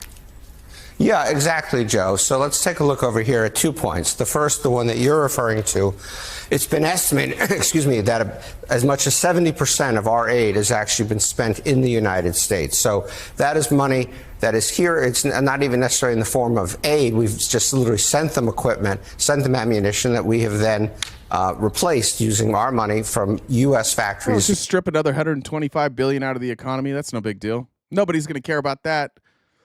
You know, this $125 billion of aid that was spent in the United States represents American jobs. How do you think they're going to feel if Trump pulls funding? What's going to happen to them? Unless Trump's planning on going to war. Maybe that's why Trump added another $100 billion in defense spending to his budget. Maybe that's why. U.S. workers. I want to make one other point about this, and then I'll get back to that, which is that we have committed only another $5 billion at this moment of aid. And you remember, and it was shown on the other chart, how up and down our aid commitments have. Sorry, I'm not great at math. Now, Trump said $350 billion. That's 125 plus 5. Is 125 plus 5 350? I'm trying to do the math on that. Guys, help me out on this. 125 billion plus 5 billion. Is that 350 billion? I don't think it might not be. It could be. Do the math. I'm not sure. 125 plus 5 billion could be 350 billion. It's been a fight with the Senate every time a president has tried to get it. If you convert it to centimeters, it's close. The EU has promised another $121 billion of aid. So if they actually do this, their aid will be vastly greater than ours. Back to the question of where the money is spent. Here's a map of the United States. All these dots represent amounts of money spent in different congressional districts. There are 9 congressional districts. I gotta say, coming up on Easter, I do like the use of pastel colors here. I like that. That's very pleasant for me to look at. I enjoy pastels. Up here in Massachusetts and Pennsylvania and so forth, where over $1 billion has been spent in each of these 9 districts. 6 of them happen to be held by Republicans, by Democrats, 3 of them held by Republicans. And then you have the slightly lighter. Well, I don't know. That's Arizona. Is that Utah? Vegas? Is that Vegas? Arizona, New Mexico, Utah? I mean, those are red state legislatures. So I guess he's saying blue, like states that Trump. Trump won Arizona. I don't know what he's saying there. It's weird. Like a state legislature's Trump. Our Senate and our Senate is blue, but our state House and Senate are red. I don't know what he's saying there. Color, and those are 500 to $1 billion. And I do, Joe, you might be interested in this, want to point out one specific district, which is Florida 1 right here, which is getting $500 million to $1 billion of this money back into their district. Wait, is that the one where we have a special election? Is Florida 1 a special election district? Oh, it is. Oh, no. Oh, no. Oh, he said district? Oh, okay. That's probably why. Okay, thank you. Even then, I think he's talking about Maricopa County. I don't know. So Florida District 1 would lose 250 million to $1 billion. Oh no. Oh no. Oh no, no, no, no, no. Oh no. It's not good. So, Steve, let's turn to a different topic now. We had New York Governor Kathy Hochul on the show yesterday making a passionate defense of New York City's new congestion pricing plan. We know, though, that President Trump and the Trump administration have looked to kill it. It's now going to be in the courts. The governor has not. Tony said 4 pastels. Yeah, you. The Persian rug will be jealous. Abided by what the White House wants to this point. So tell us here, who's right? Is congestion pricing working? Well, first, let's frame this on a slightly broader context, because here you have a Republican government which says that they believe in local control and states' rights. The federal government should not interfere locally. In fact, HUD just the other day is repealing some regulations from the Biden administration aimed at influencing zoning in communities. And now they're turning around and diving into New York congestion pricing. What this has to do with Washington, I have no idea. But more importantly, as the governor said, and I'm going to show you the numbers, why it is do you in guys fact think working. he's doing So it's that? only been a what do month. you think that attack is all about? Is that just the thing? I've learned that nothing Trump does doesn't have meaning behind it. He tries things and he just doesn't care if they go through. But like, what do we think the justification? I think somebody said it. I feel like there was somebody in New York that was here the other day that said like why they're going after congestion pricing, and I can't remember why. What do you guys think? If you guys know, let me know. Or what do you think? Why is the federal government involved in this discussion right now? Month or so. But what have we seen? Just to fuck We've with seen New a York? drop I don't of know. 8 to 12% in the number of vehicles. I don't think so, because like you would fuck with them in other ways. Like, this doesn't. What, you want more traffic? Entering this zone below 60th Street in Manhattan, we've seen a drop in half of traffic injuries. We've seen transit ridership on the MTA and Metro North rise by 7 to 10%. We've still seen people coming into the zone. So it's not like Broadway was very worried about people not coming. Individual visits by people in the zone is actually up. School bus. Yeah, well, I would imagine that if you're going to go to the zone and you don't have to worry about driving, if you're just like, yeah, I'm going to get there on transit. Yeah, that makes actually perfect sense that more people would go. Arrivals are down. And equally importantly, it has generated $50 million in just a month for transit improvements in the city of New York. And so that obviously over the course of a year could be as much as, say, $600 million. Yeah, but I don't think it's Mayor Adams' approval ratings either, because this is really popular in New York. People like, not only is this working, but it's really popular. The people that live in New York are like, fuck, this is great. It killed traffic. This is wonderful. Each year. And then, like, who's mad about this? Just like only the person that hates going home to their family, and now their 2-hour drive in traffic they have to spend with their family. They're like, fuck, I hate this. Can we get the traffic back so I don't have to talk to my kids? You look at travel times. I don't know, some gremlin put these green arrows in. Ignore those. But basically, if you look at all the ways into New York, Holland Tunnel from New Jersey down by more than half. Williamsburg Bridge from Brooklyn down by about 30%. So that's wear and tear too. So now we're also talking about bridges and tunnels lasting longer. Williamsburg Bridge from Queens down by about a half, Lincoln Tunnel more than a half, and so on. And I can tell you, I've noticed it too, is a significant drop in traffic in New York, which means less pollution. It means fewer cars. It is one of the best things that's happened in New York in a long time. The governor deserves a big shout out for putting this in place in face of a lot of opposition from commuters from New Jersey and all kinds of people. But she did the right thing. And, it's for his friends in New Jersey, maybe. That makes a little more sense. His rich friends in New Jersey. That makes more sense. Why the administration feels that this is somehow worthy of their attention at all, let alone to fight it, is beyond me. Yeah, and Governor Hochul, as John said, was here yesterday. A little fact checking of the president there. I kind of forgot what it feels like to cover. I mean, I didn't cover him. I talked about him a lot before I had any sort of presence on the internet. But I kind of forgot that literally every day you just have to wake up and fact check. And we got to learn to laugh at it, too. It's always going to be crazy. Let's show this. This was actually incredible. I found this video. This is from Kiev Independent, the very small channel. In fact, I'm going to subscribe now. This is talking about how Ukrainians are funding their own fight. Like the Ukrainian people in the middle of a war have been remarkably resilient. And I do think that actually happens a lot. I think that countries oftentimes when they're engaged in war, it does bring them together. It's a unifying experience. We certainly saw that in, even though the war was incredibly unjustified, like post 9/11, Bush's approval rating was like 90%. The nation felt together. And I think that a lot of times, like, that's what we see. Like we're so conditioned to needing some sort of like adversity in order to come together, that like we've kind of been, the fact that we've been peaceful as a nation is like fucking people up. Like they can't figure out how to come together unless we're like coming together on going to war. But the Ukrainian people seem, at least according to, if you look at public opinion polls in Ukraine, and you watch videos like this, it appears that the Ukrainian people are unified on this. Like, and they are the good. Meanwhile, the Russians are not unified on this. You don't see very many Russians going on TV and being like, "Yay!" It's just like, well, we're still fighting. We're still fighting. But I don't think you have the same type of national pride as the Ukrainians. Доначу. Те, що ми сміємось, це не через те, що нам весело, а через те, що ми просто хочемо рухатись вперед і таким чином збирати кошти. Продано! Продано! If war become part of your life, you will write jokes about that. Українці об'єднуються в часи кризи. Уклон, донати 34 тисячі гривень на наш збір!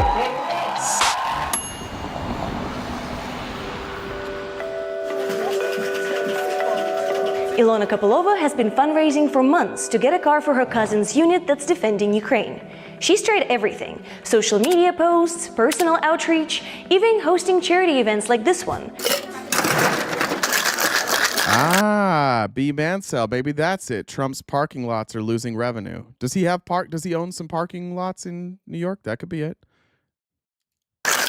Цей збір активний з вересня місяця, і досі ми не можемо назбирати. What do you mean what Russians are ever featured in Western media? Trump, J.D. Vance, every Republican? What do you mean?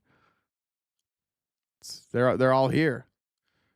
Didn't Tucker went and did a whole ass interview with old Vladimir? I remember that. What Russians are allowed to appear on our media? I don't know about that. Wouldn't Russia want that? Like, I watch a lot of Russian propaganda. I see it a lot. I just don't see this type of stuff. It might exist. Вже різними методами пробували, і сьогодні вирішили там на честь свята організувати цей бартендінг, щоб таким чином зібрати кошти. Тобто люди будуть приходити відпочивати, вітати і все таке, і пити коктейль за донати. It just reminds me of like World War II, World War I, when we didn't have like the money that we have now. And so like going to war as a country, everybody pitched in.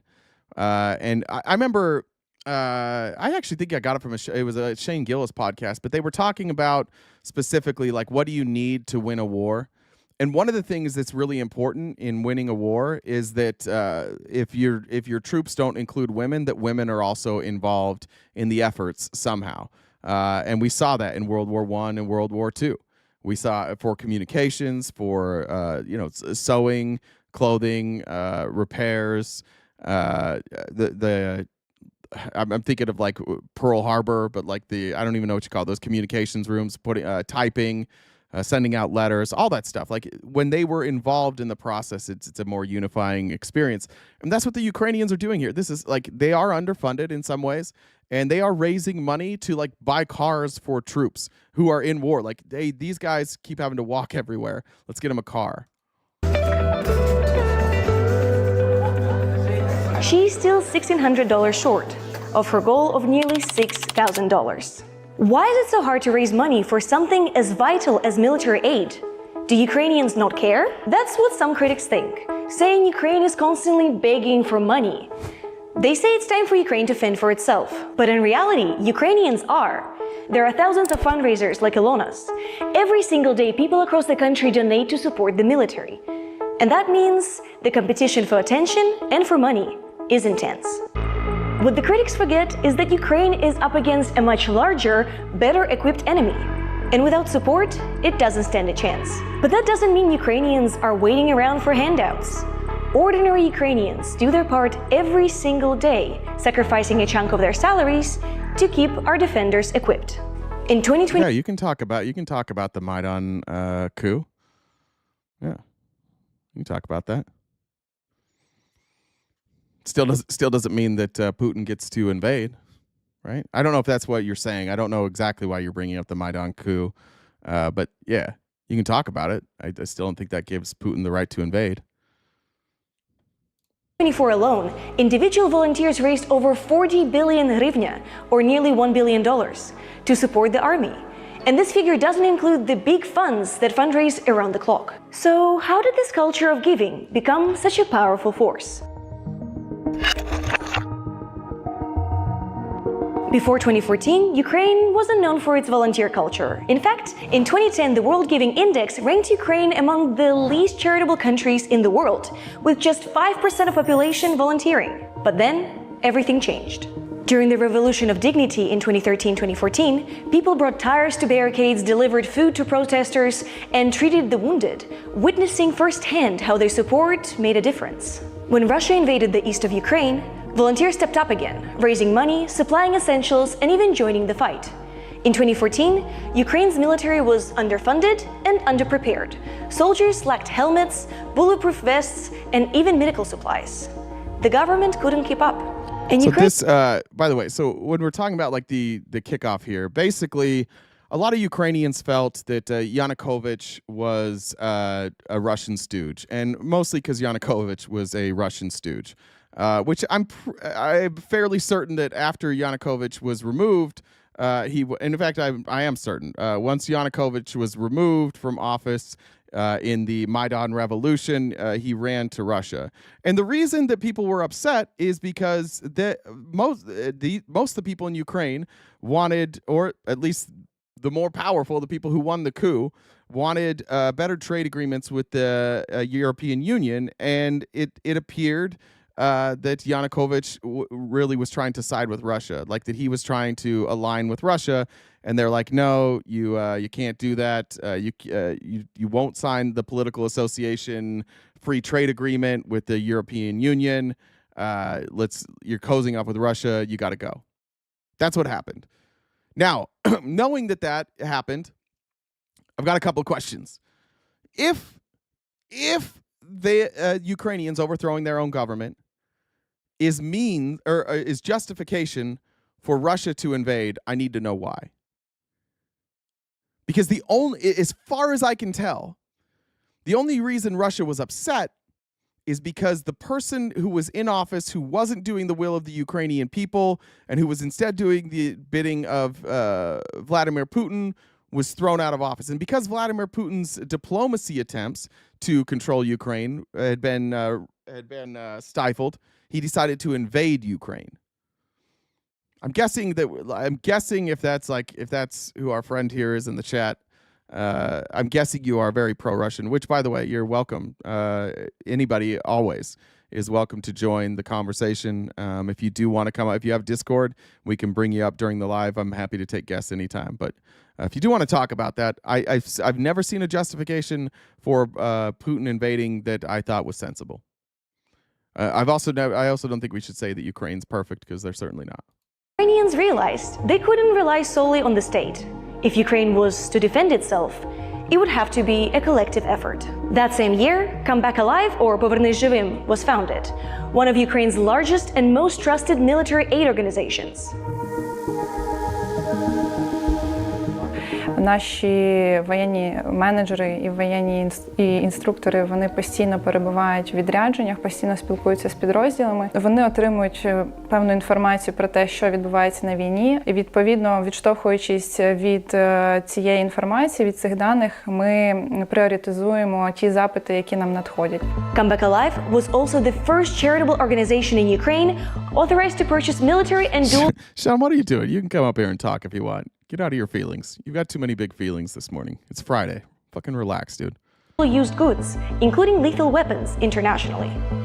Що ми закуповуємо? Ми закуповуємо переважно це транспорт, це пікапи нові, це буси, вантажівки різного типу. Так само це БПЛА різного типу, як крила, так Anyways, там I just want to show the first part of that. Got the Russian bot in the chat. Yeah, Russia GPT. Does Russia have? Do you guys got computers over there in Russia? How are you doing this? Where'd you have to go in order to get internet? I honestly didn't know Russia had internet. That's crazy. They must have just got it. Well, I mean, they did all that kind of all different propaganda for so long. So I mean, that's probably one thing they're doing right. Yeah. Sean, I feel like you're having some feelings this morning. It does feel like you're getting like it's ominous. Like some of the things you were saying, it's going to be bad, very bad, and most of you won't make it. Let me add, you are getting what you have asked for, all of you. You all are crazy. Putin banned U.S. media from going over there. They were doing practice, and you all hyped it up. It's your fault. Are you talking to MAGA? Maybe he's talking to MAGA and not to the chat. I'm not sure. Sorry if I misunderstood what you were saying. It seemed like you were being ominous towards us. Go ahead. It's the can. Anyway, I'm gonna stop playing with the trolls for a minute. Okay. So people mentioned it, and I don't know. Yesterday, I don't know if Tex was in the chat. I didn't see him personally, but if he was muted because someone gifted him. Oh, he received a sub. I don't want to say anyone gave it to him. He got a gifted sub, so I don't know if I can ban him right now. I tried, but the other day I couldn't find out. So if he's here, he'll be banned eventually. So if you guys, one of the mods wanted me to mention that for everybody who was asking. Comrade, just come up. Like let's just have a conversation. If you're always getting banned in like pro-Ukrainian groups, like come up, let's talk about it. Nobody wants to ban you, but we would like to discuss, like legitimately, if you agree with Trump on this, I'm curious how you got to that point. I'd be happy to talk to you. I don't know how to. Yeah, if anyone wants to join the stream or whatever, you can message me on Discord. It's Jen, JENN, dub, DUBV, the number 1. We can bring you onto a VC, and we can you guys can talk. So for that, so I sent you a PayPal message that I don't know if you read the message out loud. So I put that in our chat. From PayPal? Yeah, a PayPal message. So I put that in there. I've missed this a lot. Sometimes it says for RTP Media, which I've always thought it was weird that people said that. I've probably missed it a lot. Now it makes sense, the people that are like, he didn't read my comment, and I said that I did. Actually, I have to click on it.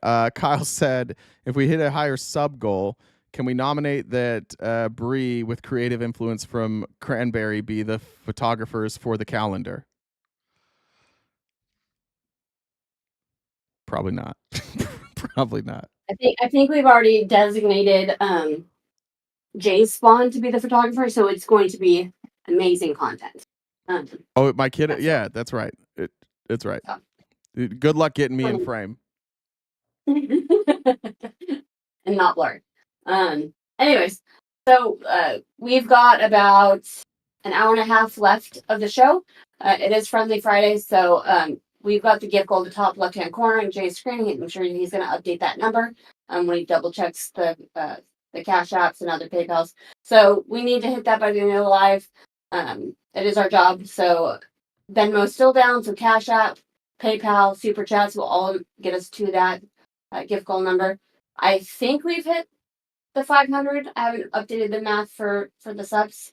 But if you haven't subscribed to us on Twitch, you can use your Amazon Prime sub. And we've got 4 different memberships on YouTube. So if you do that, please check out where we are on other platforms. We've got Instagram, we've got X, we've got Facebook. We're all kinds of places. So please like the stream on YouTube if you haven't already. There's a little red heart in the corner. Please do that. And let's see. What does a magic fisherman say when performing a trick? It's gotta be. I don't know, it's gotta be some sort of abracadabra. Pick a cod, any cod. Oh, that's better. That's better. Oh, Yeah. hold on. I forgot. We do. I just dropped new. We just dropped new merch. So we've got. Do you want to send me the link? Yeah, I'll send you. Yeah. Okay, I'll show it.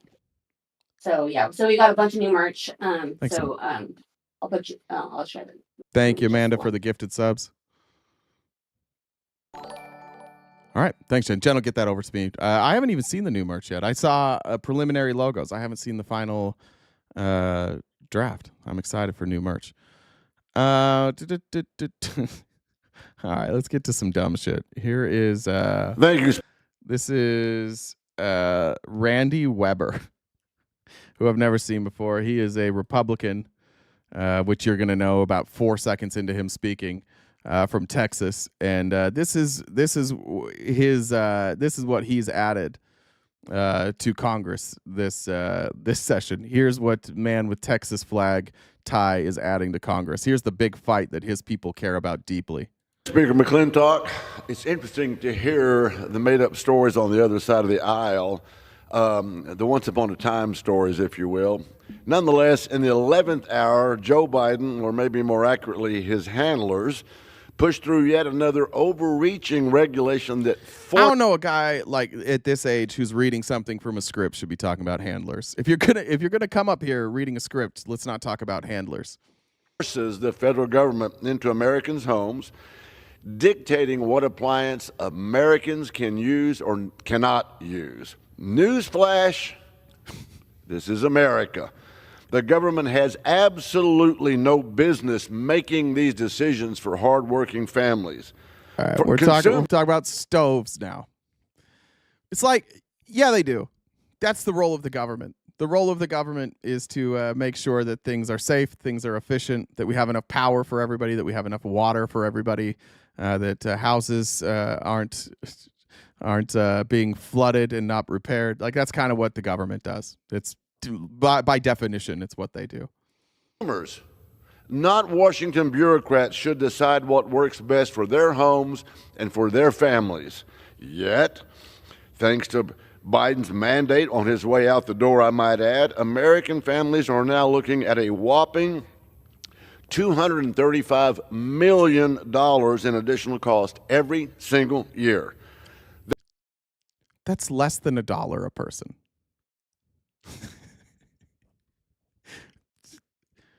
It's less than $1 a person.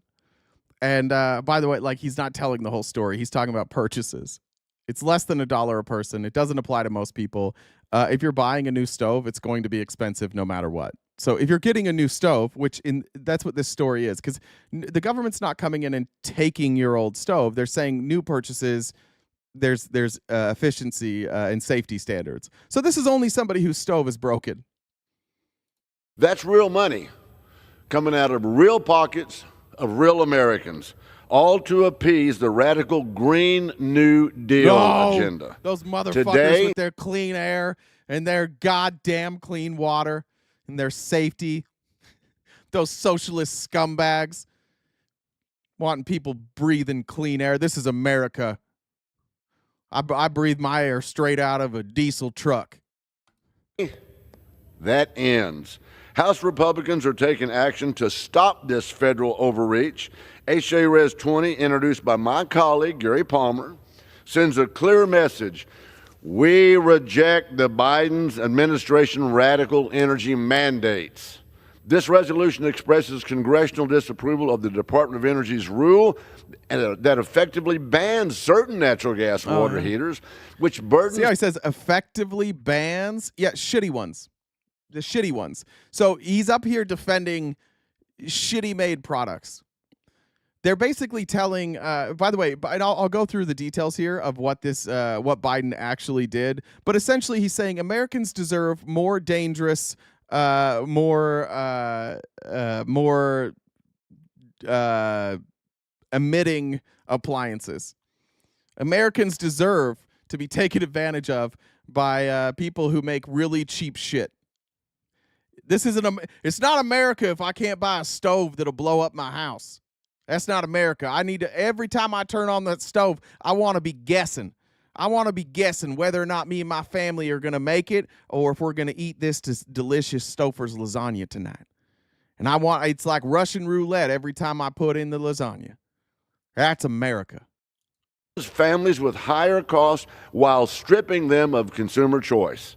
House Republicans will continue to fight to protect American families from Washington's overregulation and ensure that those same hardworking Americans, not government bureaucrats, decide what appliances belongs in their homes. What a fucking patriot that guy is, huh? What a patriot. Have you ever seen such patriotism? Maybe he should have been leading that negotiation with Zelensky. Zelensky would have seen. I've met my match. I know my patriotism knows nothing when I stand next to this patriot. What the hell? Where is it? I'm an idiot. I put in the search result or the search instead of the result. Here's a fact check from verify.com. The question: did the Biden administration ban all natural gas water heaters? No. What we found, the Biden administration implemented a federal rule that sets up higher energy efficiency standards for tankless gas water heaters. It doesn't ban them.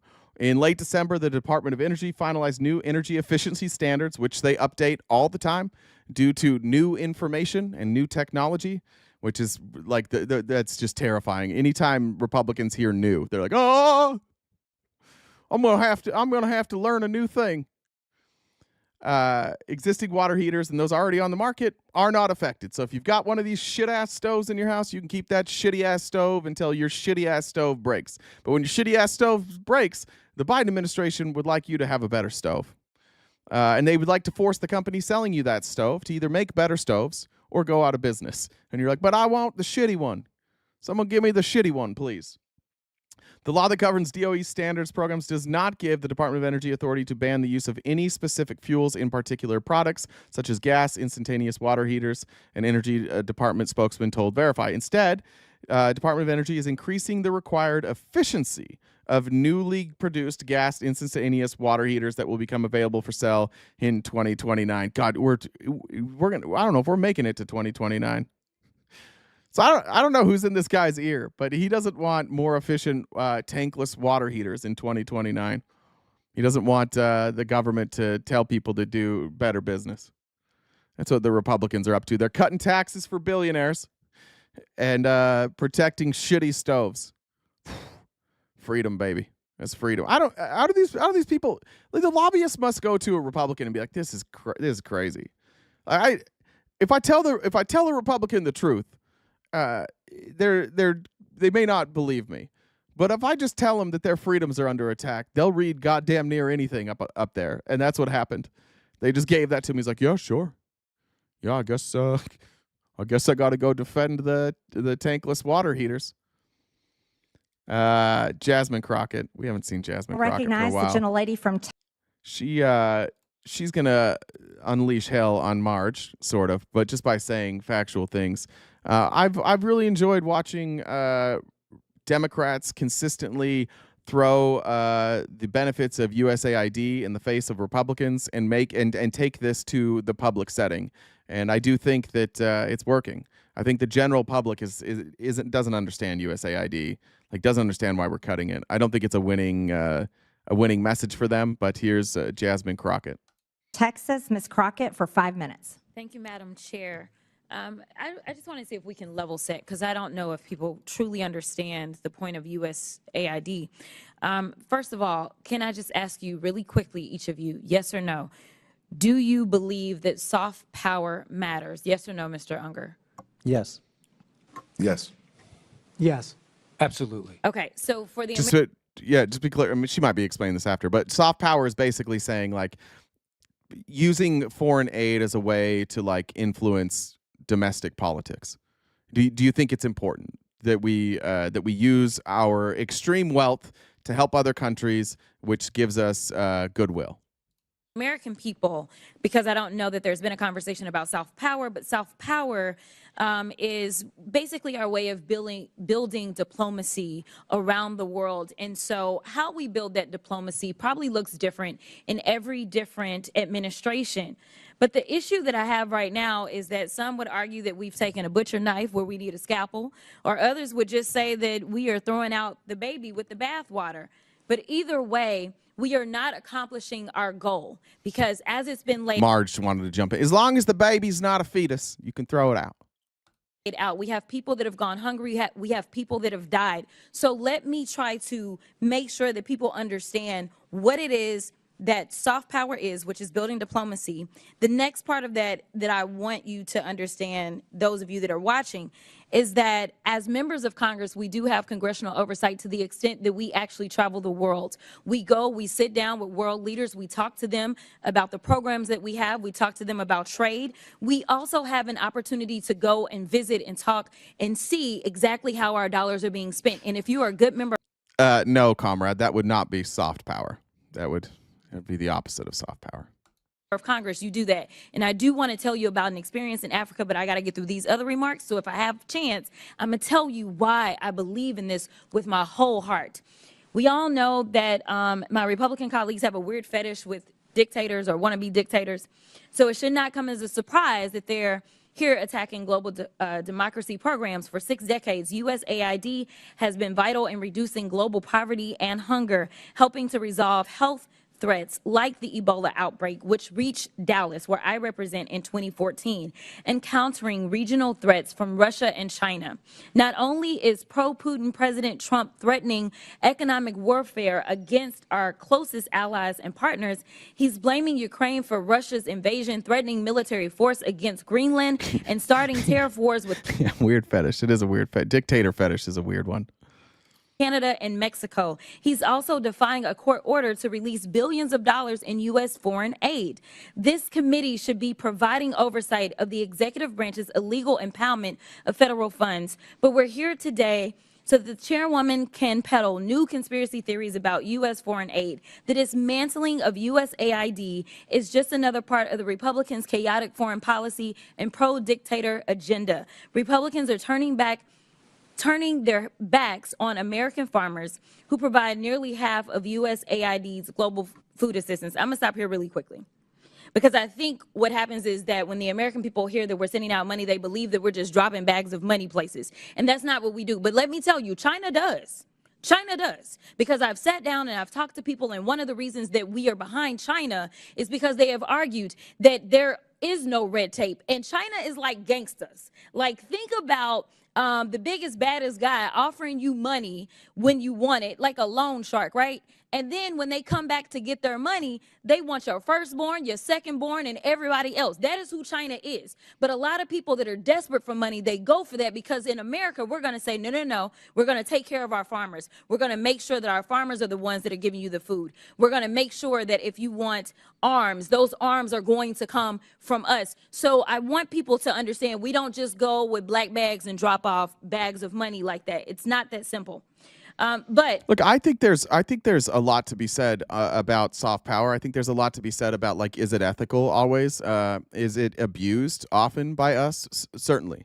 All of that can be true. And I think that stuff needs reform. The argument here is whether or not we should stop doing the good stuff.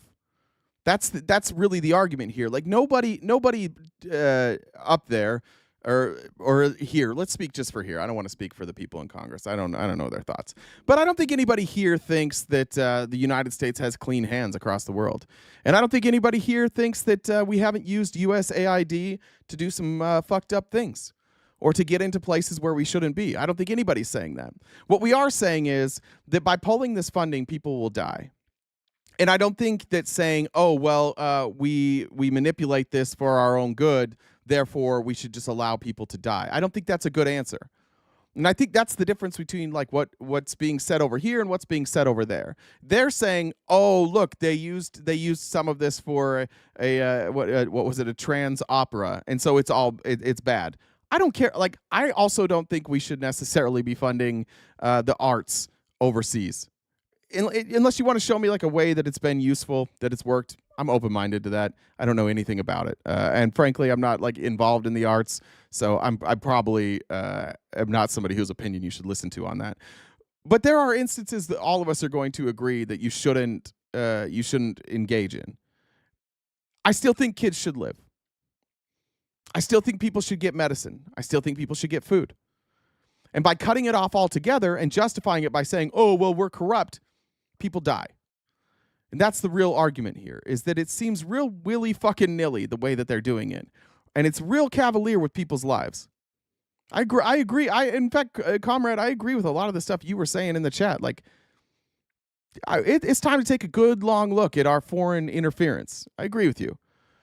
But I don't think that we should do that at the expense of people dying. I think we should clean up our side. And if we could probably get Republicans and Democrats, at least a majority of them, to agree that we should stop interfering so much in foreign countries. We could have a sensible solution here. The reason that we can't find agreement on this entire topic is not because we want all the aid and they want none of the aid. It's because Elon Musk just fucking did it. And now we're forced. We're forced to defend it if you're on the right. You have to. You got to figure out some way to justify it. Or you have to say, holy shit, like Elon's terrible. Those are kind of your two options. There's a better solution. Everybody's like, oh, well, we have to cut everything first, then we can negotiate.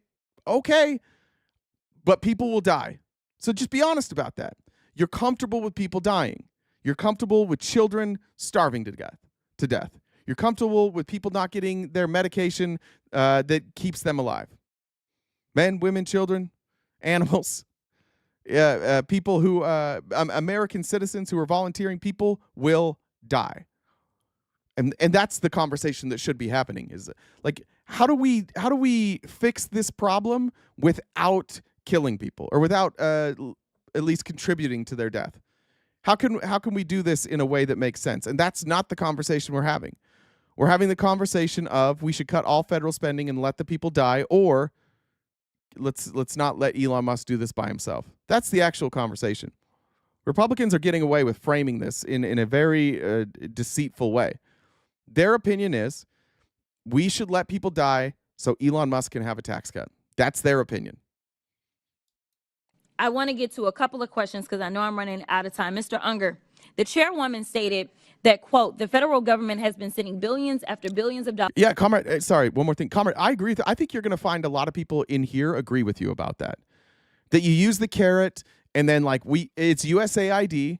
And I believe USAID is used unwittingly as the carrot. We use USAID, and we're like, here we are, and then we sneak in the CIA, or we sneak in the FBI, or we sneak in military intelligence. I agree with you on literally almost everything you're saying. I agree with that, and that's the conversation that should be had. The conversation shouldn't be let's stop all aid because the CIA infiltrates it. It should be, what are we going to do about the CIA fucking up all of our goodwill? Like there are people with good intentions who are doing goodwill, and then people with bad intentions make them look bad. And the thing is we're smearing all of them. It's all the people that are working there, like all the USAID employees. That's who's taking the brunt of this. They're losing their jobs. They're being accused of stealing from the American government. There's like this loose association that Republicans think they're going to be able to make back to Democratic politicians. And the truth is, we have a problem. We have a CIA, an FBI, and military problem. And the problem is that we don't have any transparency there, and they infiltrate everything and they ruin everything. I think you'll find a lot of agreement in this chat on that. I think all of us would join you in saying we have to do something about the CIA. We have to do something about intervention in other countries. I think we're actually all on the same page there. I just don't want people to die because of it. And to me, it feels like you're kind of justifying their death because you want us to stop doing these other things that you hate. But we agree with you on that. We hate that too. It's just the wrong discussion. I don't think people need to die in order to have this discussion. To push left-wing ideology, fund radical extremist groups, and usurp the will of the people abroad and here at home. Is saving 20 million lives through the president's emergency plan for AIDS relief, or PEPFAR, part of some left-wing ideology? Yes or no? No, in fact, Okay, I gotta go. PEPFAR was created by Republicans. It was created by Republicans. Thank you for that fact. In fact, it was a Bush, a Texan. What about eradicating polio in nearly every country and cutting malaria deaths in half? No. Okay. So here's the other thing, and I don't know if anybody knows the answer to this question. We have been talking about USAID and trying to pretend like it's the devil, but when we look at the numbers, is it 50% of our budget that goes to USAID, Mr. Unger? Yes. The money that goes to AID is less than 1 cent if all of the federal budget is $1. Thank you. It is less than 1% of our budget. So we are focusing on less than 1% instead of the other 99%. I think it's 0.14%. 0.14. Yeah. 9%. I need the American people to wake up and recognize and start asking questions about these other areas, such as The where gentlelady's line time of has is money. expired. I now recognize the gentleman from She was ready for that. She hated every bit of it. Yeah, because why? Because they're cutting funding for people to justify their tax cut. These are linked, and we have to make sure that they hear that everywhere they fucking go. These are linked. Why are you cutting spending? Because we have a deficit. Okay, what are you doing? Why are you cutting spending for the deficit? Well, because it's a problem. We got a problem. Our deficit's exploding. Okay, so are you going to raise taxes? We're not.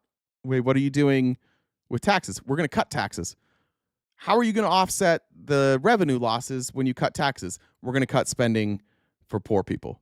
Oh, so you are doing that. There's no way around it. They're cutting taxes, which Republicans are on board with, and they're justifying it by cutting this aid. There's no way around it. Even if the tax cuts didn't go overwhelmingly to the rich. Well, let's say the tax cut was evenly distributed. It's still wrong. Let's say the tax cut only went to the poor. It's still wrong. It's still the wrong thing to do. We can afford taxes. We can afford to pay more taxes. We can afford to cut from the military budget. There's a million places we could cut. And where are we cutting? Education and people who desperately need this money to survive. That's the problem. That's the problem we have. It's a lack of humanity with this other party here. And frankly, most of them don't even really understand what the fuck they're fighting for. They really don't. They just like, oh, if we cut taxes, I've been told if we cut taxes, the economy gets better. If the economy gets better, I'll do better. Because they've all bought into this lie of trickle-down economics, like it really works. And it won't, but it doesn't matter because then Democrats will get control back in 2 years of the House, and then they'll say, oh, well, we had it. And Donald Trump will be, well, I was going to fix it, but then the Democrats got in the way, just like he was going to fix everything the first time, and then Democrats get in the way. It's a recycled game. I've seen it my whole life. I've watched the Republicans trot out the same tired shit my entire life. This isn't new. That's the beauty of conservatism. Rarely is anything new. It's always a replay, a rebrand of trickle-down economics. Here. Dan Goldman brings it up. As I read this oversight, feels like the GOP, the members of the GOP that are in Congress, it feels an awful lot like they're just hiding. It feels an awful lot like they're on vacation and they all handed their badges to Elon and we're like, we're just going to chill, do your thing. Plan, it looks like it was simply cut and pasted from 2022. It's the same tired, baseless stories, baseless allegations. But then the thing that really strikes me is a sentence in here that says, the American people elected President Trump with a resounding mandate to transform how Washington works. Real quick, before we get too far into that, Friendly Friday starts in like 15, maybe 20 minutes. I recognize that it's the same people that help us fundraise every single day, and if we can't hit our goals, we can't hit our goals. But if you can contribute to the goal, we are pretty far off from hitting our goal. I don't think we've hit it this week at all. And again, I understand for anybody who's not able to, that's fine. If you can, this is just consider this your reminder, and then I'll keep going with it. Unless, Jen, did you have something? Hey, hold on real fast before you're going. My power just went out, so I don't have computer stuff, so we're gonna have. I'm not sure how to. Well, let's revisit. Let's just revisit it in like 15 or 20 minutes. We'll see where we're at, and then we'll make a decision there. Does that work? Okay. Yep. Thanks. And it's consistent with what I've been hearing for the last 2 months, which is that Donald Trump won the election, and so therefore anything he wants to do was supported by the American people. That's hogwash. That is absolutely absurd. There was first of all, there was no resounding. I do have Venmo, guys. My Venmo has been suspended for suspicious activity, and I've submitted all the stuff. They just said it's 3 to 5 days. I don't. The Venmo's there. You can try. You can try and send Venmo, but unless it's been fixed since we started the live, I don't think it's working. Mandate. He got 49% of the vote, and none of the mandate was to transform how Washington works. It may be partially to address waste, fraud, and abuse, to address the efficiency of government. I mean, that certainly came in behind, in all the polling and exit polling, the economy, which he has not addressed in the least, other than to increase inflation and to increase cost of eggs and to increase the cost of prescription drugs. But this notion that this oversight plan would not stand up for Congress's own authority. What is happening right now is that the Republicans control the Senate, the Republicans control the House. And those senators and members of Congress are happily giving away all congressional authority and power to Donald Trump. They are sitting silently as Elon Musk, with his $13 billion of government contracts, uses whatever algorithm he has to identify keywords that he doesn't like and just starts cutting programs. We all would love to address waste, fraud, and abuse. We'd love to address government efficiency. But you cannot sit here, not a single one of my Republican colleagues can sit here and say, you know what Elon Musk is cutting, that you know it to be waste, fraud, and abuse. You don't. Nobody does. He doesn't even know if it's waste, fraud, and abuse because there's no investigation, there's no evaluation. Instead, he's just... I mean, it's crazy to have to like shout that all the time. Like, nobody knows what's going on. Our moms, our dads, they don't know. Everybody supporting this has no idea what's happening. This is, trust me, bro. This is, you either I trust Elon or I don't, but that's not a good answer.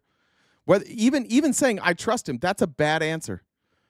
That is a bad answer for democracy. Well, I'll just trust the people in power. Oh.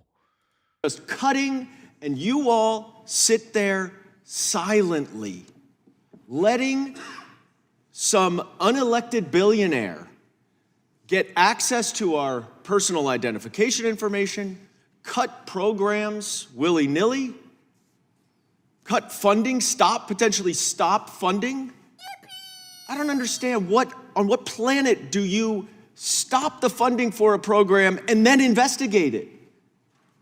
Why aren't you investigating it while it continues?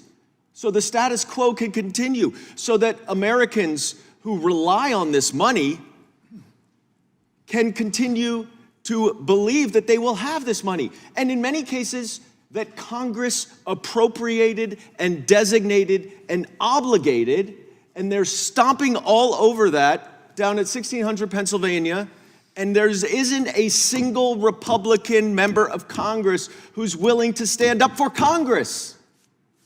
For us, for Congress. Just because Donald Trump has designated Elon Musk to do the work, and you're either afraid that Donald Trump will support a primary opponent, or you're afraid that Elon Musk will put $10 million into a primary opponent, and so you happily turn over all of your own authority. What is the point of being here? Why do you run for office? Why do you want to be elected to Congress? So that you can bend the knee to the executive? So that you can bend the knee? For a lot of them, yeah. That's the crazy thing. For the person chairing this committee If you remember, Marjorie Taylor Greene was perhaps most famous for when somebody brought out a cardboard cutout of Trump, she rubbed him and then rubbed the crotch. Like, that's actually, yeah, some of them, that's literally why they're here. That's why their voters voted for him. They voted for a king. To Donald Trump, there's no mandate for Congress hiding in a cave. The mandate is to address the issues that the American people are facing, which is inflation, which are high costs, which is affordability.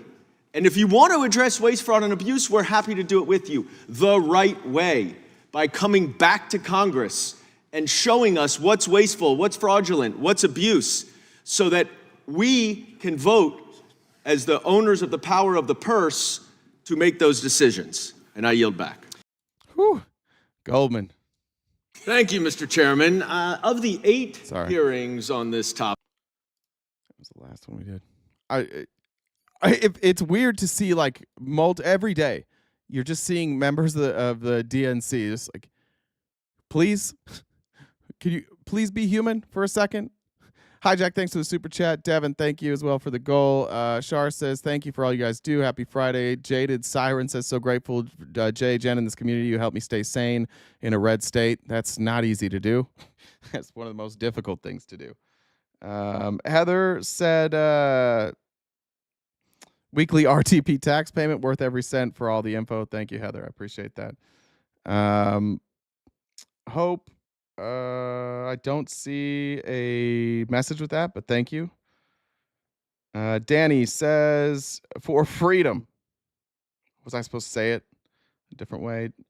Or no, that was Joan. That was Jones for freedom. Danny said, thanks for what you do. Thank you, Danny.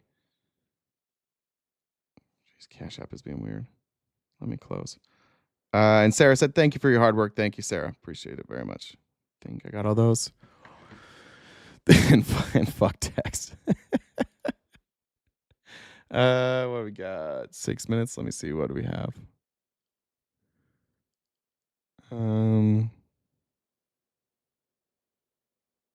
Is this the one? Yeah, I want to do this. All right. So Trump's nominee for Consumer Financial Protection Bureau did not have a good day and was grilled by Elizabeth Warren. And while being grilled by Elizabeth Warren, she brings up, I think she brings it up. It might have happened just during, and maybe she brought it up after. We'll see in the video. Well, I'll just let it play. Here's Elizabeth Warren, restart, grilling Trump's CFPB nominee, Jonathan McKernan. Literally, while you've been sitting here and you've been talking about the importance of following the law, we get the news that the CFPB is dropping lawsuits against companies that are cheating American families or alleged to be cheating American families. They will not go forward in court. It seems to me the timing of that announcement is designed to embarrass you and to show exactly who is in charge of this agency right now. Elon Musk and his little band of hackers. Elon Musk is determined to shut down this. That's a wild thing to do. Like, your incoming CFPB director is sitting there testifying, waiting to be confirmed. And while testifying, you're just like dropping investigations. That does feel a little disrespectful.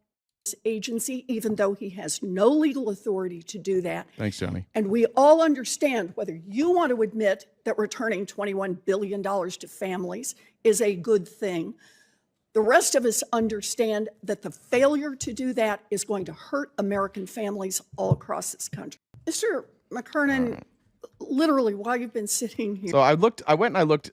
Some of them are hard to find because they don't all have lobbyists. But I went, and one of the organizations that the lawsuit was dropped for was Capital One. I just want you to notice Capital One. Historically, they've given a good amount of money through lobbying. Never more than Q4 of 2024. Never more. They put in $1.6 million in order to try and get this to go away in the final quarter of 2024. And then it got thrown away.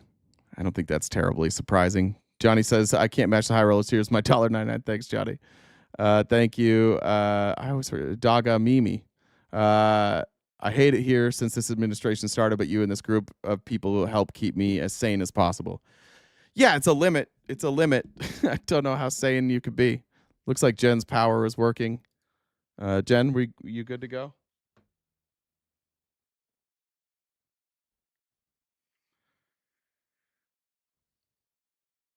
We'll see.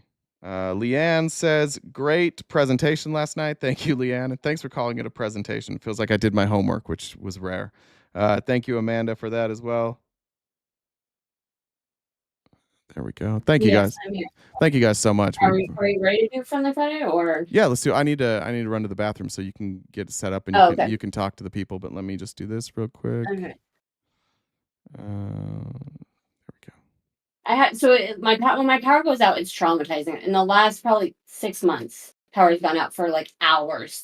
So I was worried it was going to be another one of those. Well, shout out California Power Grid for getting it back together. Right? Oh, it's the fucking rolling blackouts. Shout out Newsom. Shit, I said it. All right, I'll be right back. Okay. All right, so we'll get going here on Friendly Friday here in a moment. So if you want to join Friendly Friday, you go to the general voice chat.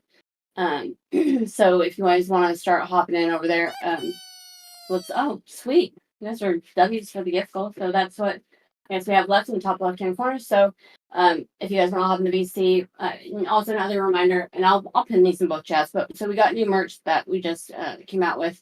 So we will, if you guys want to check out, so we got some Friendly Friday merch. We've got, if you haven't already subscribed to us on Twitch or YouTube, please do so. And also like the live and the streams. I don't know if you can live streams on Twitch. I'll have to ask the Twitch experts, but on YouTube, definitely you can do that. So I don't see anybody in the general chat yet. Does nobody want to join Friendly Friday? Bueller?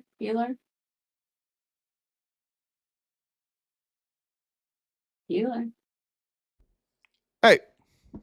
So no one. It doesn't look like anyone wants to. What'd you do? Did you hurt people's feelings or insult them? No one's has joined. I don't see anybody in general chat yet for Friendly Friday. Oh, I don't know. I guess we're not doing Friendly Friday. Hold on, I'll move this over. All right. Frankie says, thanks, gang. Happy Friday. Just trying to do my part T. I like that. Thank you, Frankie. Update that. All right. Make sure I didn't miss any other Galactic ones. Macaroni is first. Let's have space pasta. First and only so far.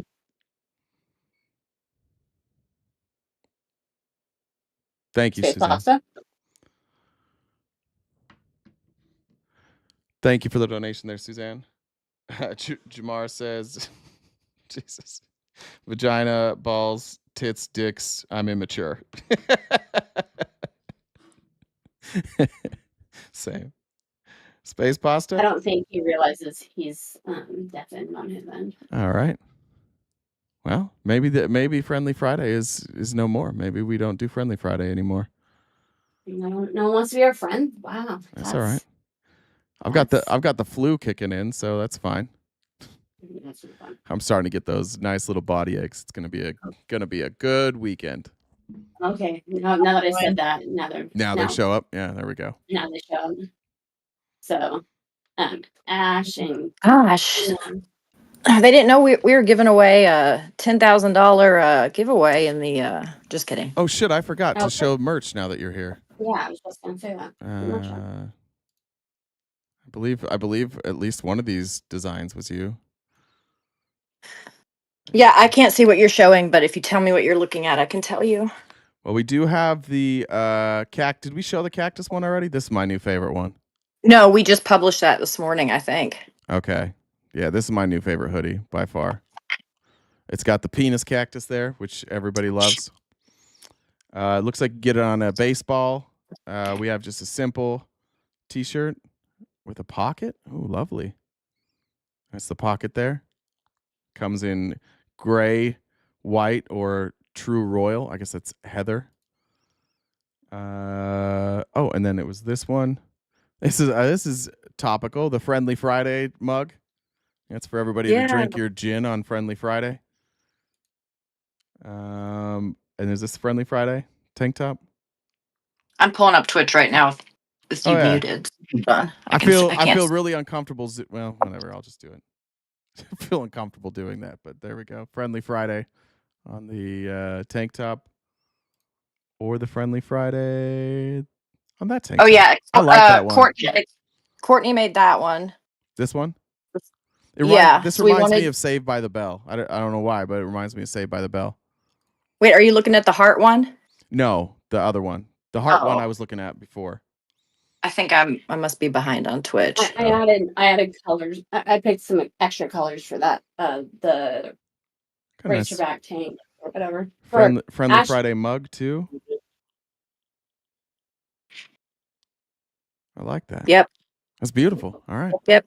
Well, great job, Ashley. Great job, Court. Yeah. So there's. Switch. So go get you some stuff right now. I think it shipped. I think Biter ordered his and got it in. I think he ordered it on the 21st, or it shipped on the 20. So it's just like a week's time. It was pretty good turnaround, I think. Yeah, usually it's about like that. It's usually pretty quick. Yeah. Thank you, Jessica, for the donation there. All right, Ash, the floor is yours. I'll find a joke. I'll come back. Okay, bye. My microphone's working now. I'm really sorry about that. That's all right. There you go. Finally. Space Pasta, what's up? It happens every time. This guy Trump really crashed out on national TV at his meeting with Zelensky. That's crazy. He really did it. Yeah, it's insane. He really did it. He crashed out, and then he did a "What about Biden?" Yeah. Yep. Oh my god. How do you feel? We're doomed. How do we feel about this today? Really pathetic. I do. Does it make you feel though like? I do think this is a bridge too far for a lot of people. I don't know that. Just judging by the people in my life that have reacted to this so far, I think people are outside of MAGA, outside of the diehards, are looking at this going, "Whoa!" At the very least, it's giving them pause. Yeah, there's no way that it can. I was told that Fox News also was like silent. They just went silent. I was told that. I don't have any proof. Well, what are you going to say? Yeah, what would you say? Yeah, exactly. Imagine it's being the right Fox response. and going, "Oh no, oh, we've got to spin this. We're going to need to wait for some talking points." Yeah, that was. This is oh Lord. This is the Ukrainian ambassador while this was happening. I don't know if you can see it. She's got her hand in her head, or her head in her hands. Oh no. That's not good. That's crazy. What do you think This about is so JD Vance? disorienting. What do you think about JD Vance? He was real tough. Did you like how tough JD Vance was? God, every time he talks, he's such a punchable voice. It's so like pathetic. It's all of it is really sad. I think you meant punchable face, Nope. not voice. Nope. Can you punch voices? Because that would be cool. I'm looking. So far, I see Andy Biggs defending it. Sean Ryan, because he never knows what's going on. How would you describe what's happening in the last 40 hours? He needs to gauge his audience so he can decide what his response is. Hegseth agreeing with it. The MAGA Lives also going, this is fine. There's no problems here. Are they really? Yeah. We live in a weird time. Oh, before I go, Ash, you should do I forgot it now. Oh, have a great summer. Oh yeah, that's genius. Stay cool. What is it? What do you say? Cute Stay and cool cool. and have a good Stay summer. cute and cool and have a good summer. That's a great idea. Oh I'll yeah. write that down.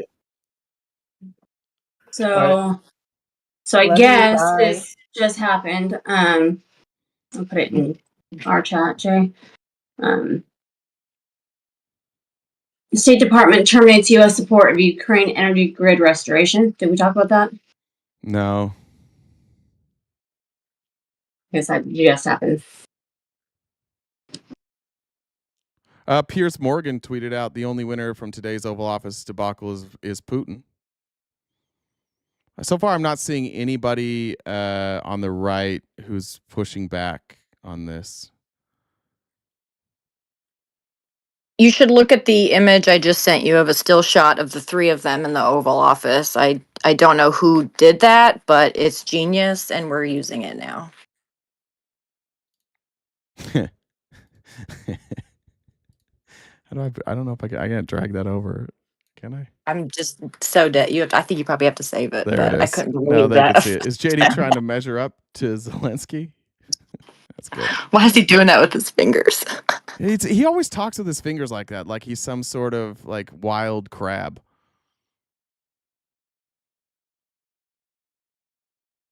All right, sorry, I derailed that. We derailed the whole thing. Who's next? Who's next? Jamar. Jamar, what's up?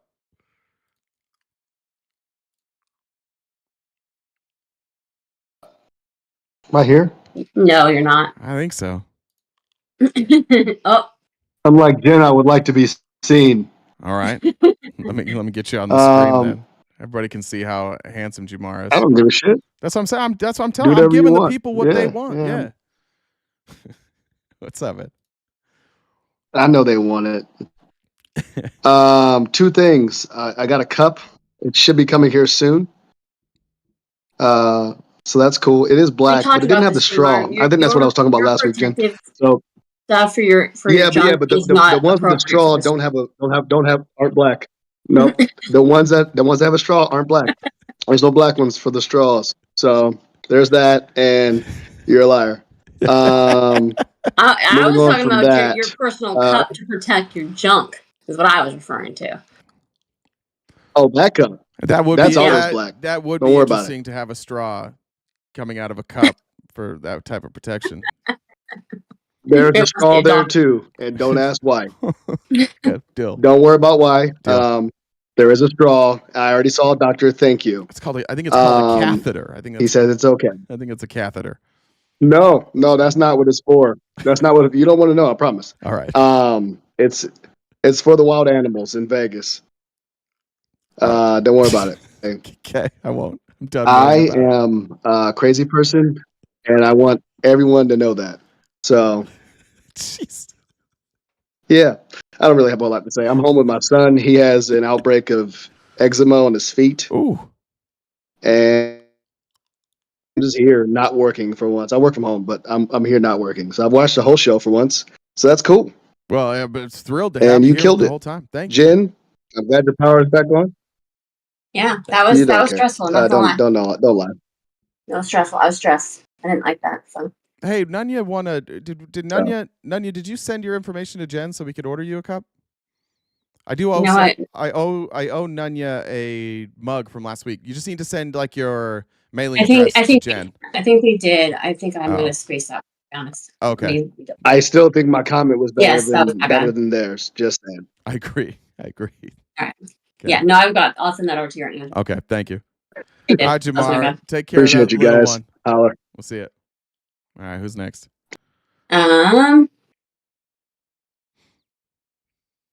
Swish. What's up, Swish? Happy Friday, Happy Double Friday. Daddy. Thank you very And much. everyone, you're welcome. I'm always going to hit you with the Double Daddy. Appreciate I'm that.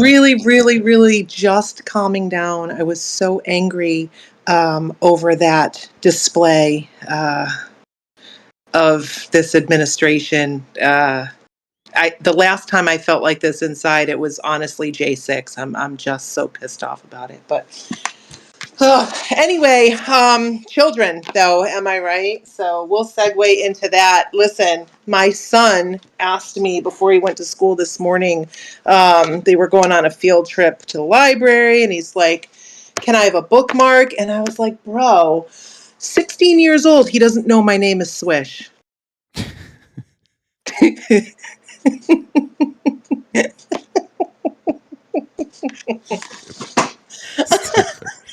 out of here. I love you all so Love much. you That's too. really all I have today. See ya. Bye. Bye. Who's next? Let me stop asking. Hello, hello. Hello.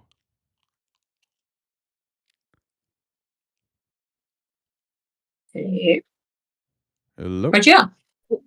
Did you get that? No. Dad, do it again. Hang on 1 second. Let me turn my Bluetooth off. Do you live underground? You have your service is always. Okay, can you hear me now? Yeah. Okay, now go. Say suts. Thank you. I appreciate that.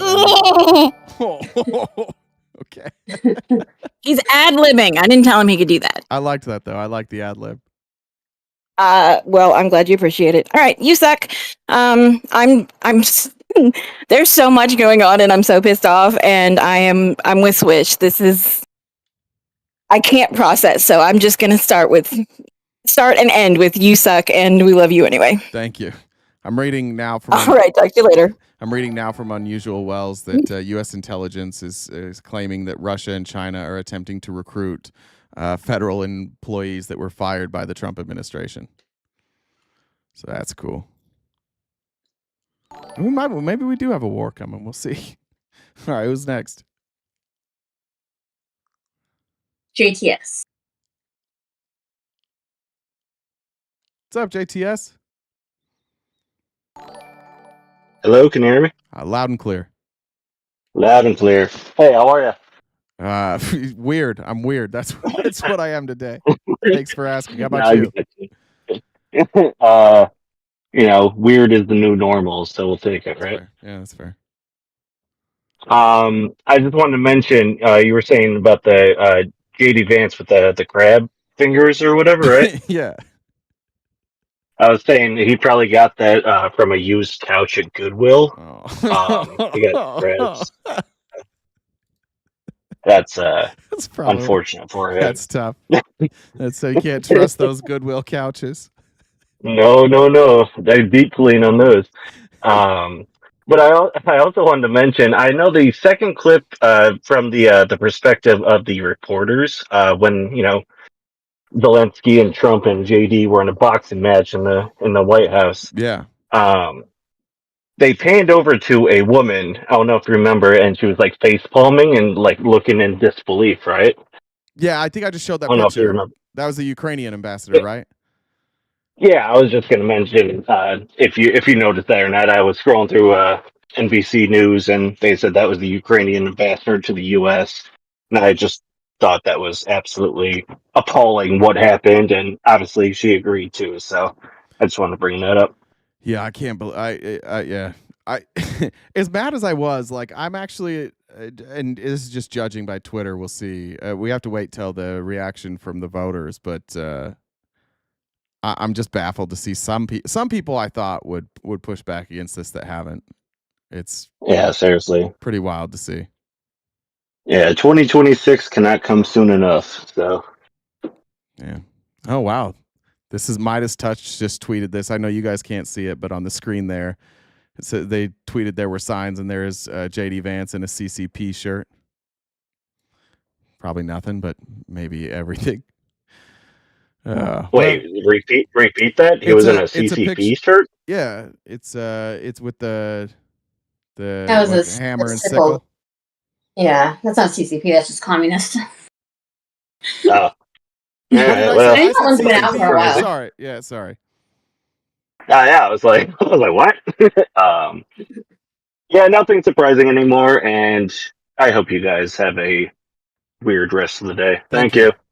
Yeah, the hammer and sickles. That's the CCP logo, right? I don't think so. Yeah, it is. Yeah, that's the USSR sickle. It's the red star and the hammer and sickle. That's from USSR. That was before pre-Russia. That was their thing. That was. I'm thinking of the Chinese Communist. Oh, anyway, it's not. You're thinking of the okay, Chinese Communist Party. That's what my mind's. Yeah, that's where my head was going. Sorry. Okay. Cranberry. Isn't it the CCCP? Maybe it's CCCP. Maybe that's what it used to say. I think it's CCCP is what it was. Hey, wait, last Cranberry, welcome. What's up? Hey. Hey, I wanted to say hi. I also wanted to say I was gonna say fuck Marge, but then that idea just kind of gave me a bad shiver, so I'll just say fuck Tex instead. That's fair. And then I got a few jokes for you, but before that, so Bree and I have been workshopping your calendar, Okay. and I just wanted to ask, like, what? How flexible are you? For curiosity's sake. Morally or physically? Oh, come on. No, when Bree's involved, I actually do need to ask this question. I don't know if we're talking about. Yeah, actually, that's so fair. All right, never mind. Yeah. Are we talking morally or like, is my body flexible? Yeah. So can we get to the toes? Can we get to the piggies? Like, can I reach my toes? I think for the feet that might be extra. We might have to get more subs. That's probably. No, can that just be like December cap off the year? I still don't know. Are you asking if I can touch my toes? Yeah. Yeah, I can touch my toes. Noted. All right. So I got. hope that doesn't come into play. I'm sure it won't. I don't know. Let me know if you heard this one before. Did you know that diarrhea is hereditary? I did not. Yeah, it runs in your genes. Been there. By the way, the CCP is exactly the shirt he was wearing. That's why there was a CP on that shirt. If you'll see here, let me pull this over for everybody who There's talks also shit to there's me. also. Are you sure you're not referring to like Wait a minute. ICUP? Wait a minute. Wait a minute. It stands for the Central Committee of the Communist Party, and that is an old Russian symbol. So that's where I got it. It was CCCP. I just was missing one C. So I mean, I always hear the joke of ICUP, so I don't know. There's that. So. Yeah, I really wanted to say a bunch of funny colors. What? That's the ICUP. Is it? You went to elementary school, right? Those did numbers. I have no idea what you're talking about. I don't either. The ICUP joke, and then you say a bunch of funny colors, and people go crazy for it. Nope, never. I never. Where did you go to school? Where did you go to elementary school? Walnut Grove. You've probably heard of it. It's huge. On the Bay. I didn't know this. I'm unaware of this. I'm gonna have to look it up. This didn't make it to. I'm not super far from Walnut Grove, and that was a new one for me. So. All right. Well, I'll hit you with one more, and then I'll get out of here. All right. What do you call it when a service member finishes too fast in bed? Fast food. I don't know. Dishonorable discharge. Oh. All right, see you guys. I think Bree missed the joke too. We know the ICUP, but why do you list colors after that? And then you say like just because it's funny, and people are like, "Ew, that's gross." It's so supposed you say to like be yellow. ICUP, yellow, red, blue. Like I'm seeing you. Oh, I get it now. Yeah, I'm sorry. I apologize. I'm gonna be honest. I wouldn't have laughed at that as a young kid. I would have. It's not my humor. Well, that I think we all could have guessed that. Anyway, have a great weekend. See you too. Bye. What's up, Bowsy? Howdy. Hey. Hi, Jay. Hi, Jen. Hi, Ash. Hey. Hi, Twitch. Hi, YouTube. Hey, everybody. Fuck Tex. Sorry, Tex. Another week of general anxiety and a smidgen of hope. Yeah. How much is your smidgen feeling now? Like, is it growing? Is your smidgen growing? The good question. It peaks and valleys, but if we're talking like a chart, it's slowly going up. The rolling hills of smidge, the peaks and valleys. Yeah, the rolling hills. Yeah, I want to live in a plateau, like high in the plateau, but I'm gonna hit the plateau. I'm gonna hit the plateau after this live. I'm gonna get the high plateau right after. Happy hour might have already started. So my man, good for you. But I just wanted to keep it quick, so I will leave with a joke. I'm ready. How do you tell the difference between a good joke and a bad joke? Timing. Yeah. That's my humor. Ash, do you have your joke ready now? Yeah, it's not very good, but it's the only one I way can to come up way to with. sell it. First of all, have a Okay. little more confidence before your joke. I'm ready. Okay. All right. So why, when you go get your tires filled up with air, why does it cost money to get air? Does it cost money to get air? I mean, technically, it's not supposed to if you get gas, but I don't think that's your joke. I don't know. I don't know. Sorry. Inflation. Uh-huh. Something That's else so I was just gonna say. That was Yeah, so but I know, I love but you that. know, I love that but so it much. it works for Thank you. me. Something else I was gonna say too is I'm so thankful that I have the type of parents. Both my parents text me. My mom texts me first. I guess this also means they don't communicate with each other. But first she texts me, and then the next day my dad texts me just to make sure that Bennett, my daughter, is up to date on all of her shots and everything due to everything that's going on. Due to conservatives. Yeah. Pretty, I mean, yeah. I mean, Yeah. and you know, like they're like, we just want to make sure, you know, and obviously, I mean, she has been, but you know, I'm glad I don't have to fight that or like hear a bunch of misinformation in my ear. But so go get vaccinated right now. If you're not, Stram and Marsha. Okay, that's all I have. Thanks, Ash. Bye. See ya. Bye, you daddy. Hey Jay, this is my first time up on Friendly Friday. I subscribed the other day to YouTube. I just wanted to, before I said anything, We like being your first. So. yeah. So for everyone out there who's thinking about subscribing, for the cost of a streaming service, you can have access to 15 hours a week of, in my opinion, one of the greatest political content creators and informers that I've seen. So I just wanted to thank you for that, Thank and you. I'm happy to support. Yeah, I just, I'm a CPA and it's busy season, and I just wanted you to know that, your 3 hours a day gets me through the middle of my day, and I really appreciate it. And yeah, if you ever need someone to talk about taxes and stuff, I'm happy to come up. But Thank you. yeah, just thanks for all that you and your team do, and yeah, keep fighting the good fight. Thank you. Thank you very much. That's so nice. Yeah. I love to Have hear a good that. weekend. Thank you. You too. Good luck. Good luck pushing taxes. That's my nightmare. Zane. Hey, how's it going? Good, man. How are you? Not too bad. Just at work, putting up some paper over a window, covering some windows. But all right. It every once in a while I'll repost like some clips or whatever of your content or whatever, or a political content from somebody else, and then I'll repost it on like Snapchat. And I have my friend that will comment like once every 2 weeks or something, and be like, "Dude, just give up. You lost."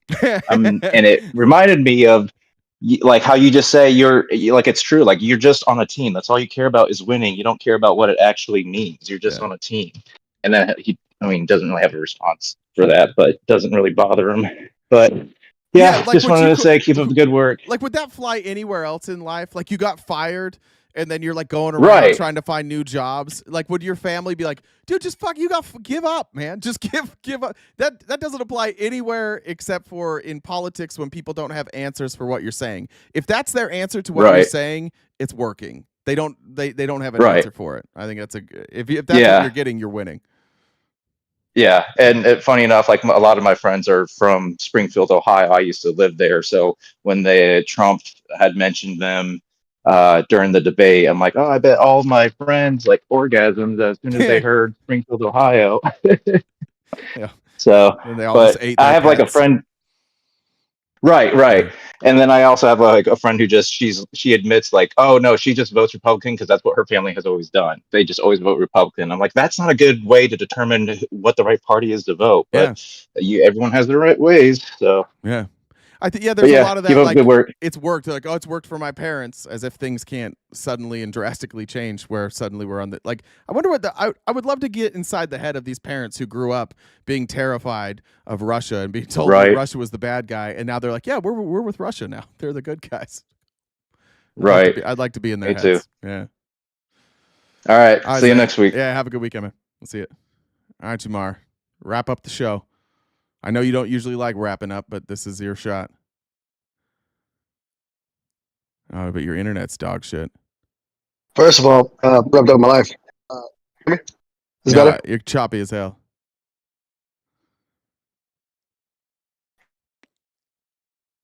Hold on. Better? Yeah, that's better. Hell yeah. Okay, cool. I just wanted to show you guys my kid while he's eating. All right. Maybe. I want to turn my camera on. I don't know. Does it not let you do it on that? What's up?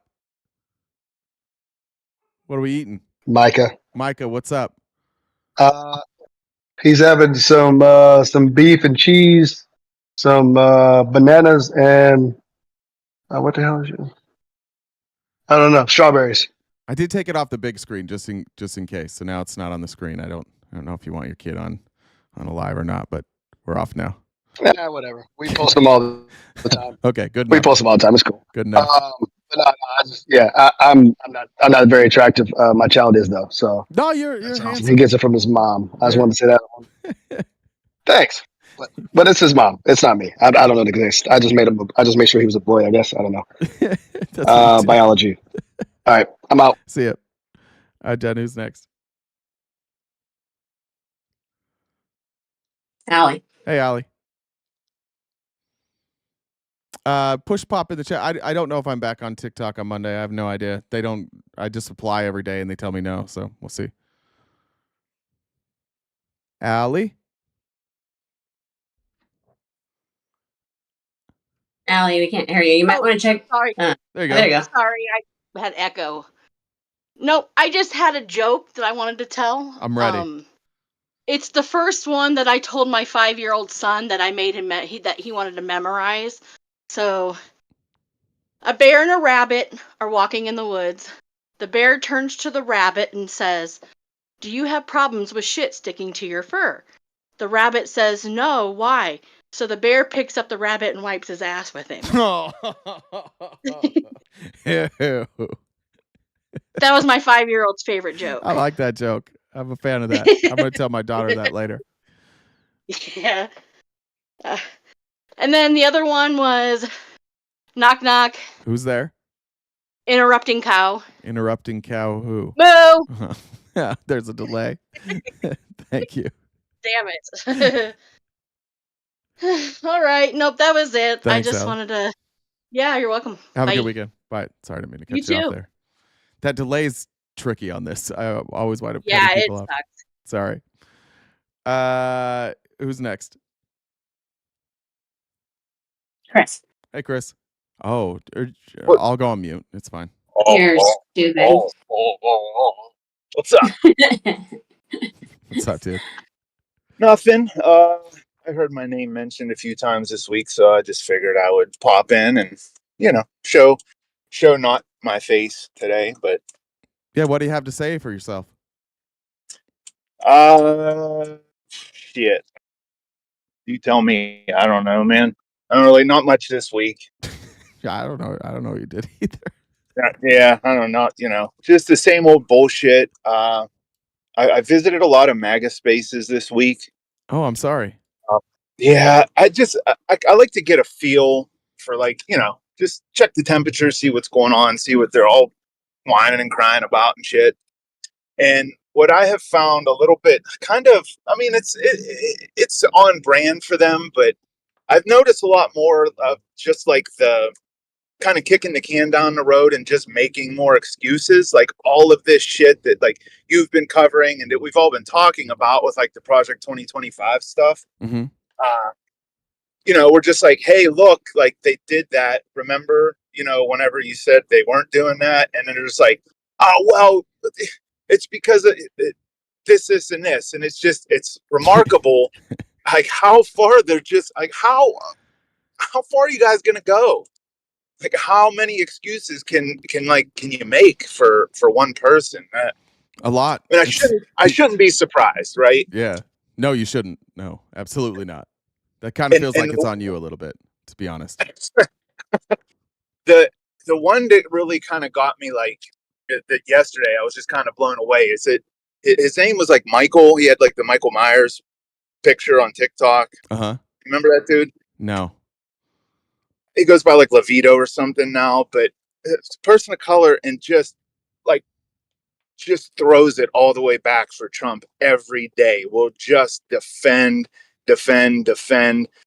Like yesterday, it just kind of blew me away. Like, someone asked him, will you accept any court's decision? Like if he's found whatever, convicted of anything or charged, whatever. No, it's a liberal judge. They're like, okay, well, what if the judge isn't liberal? He's a rhino.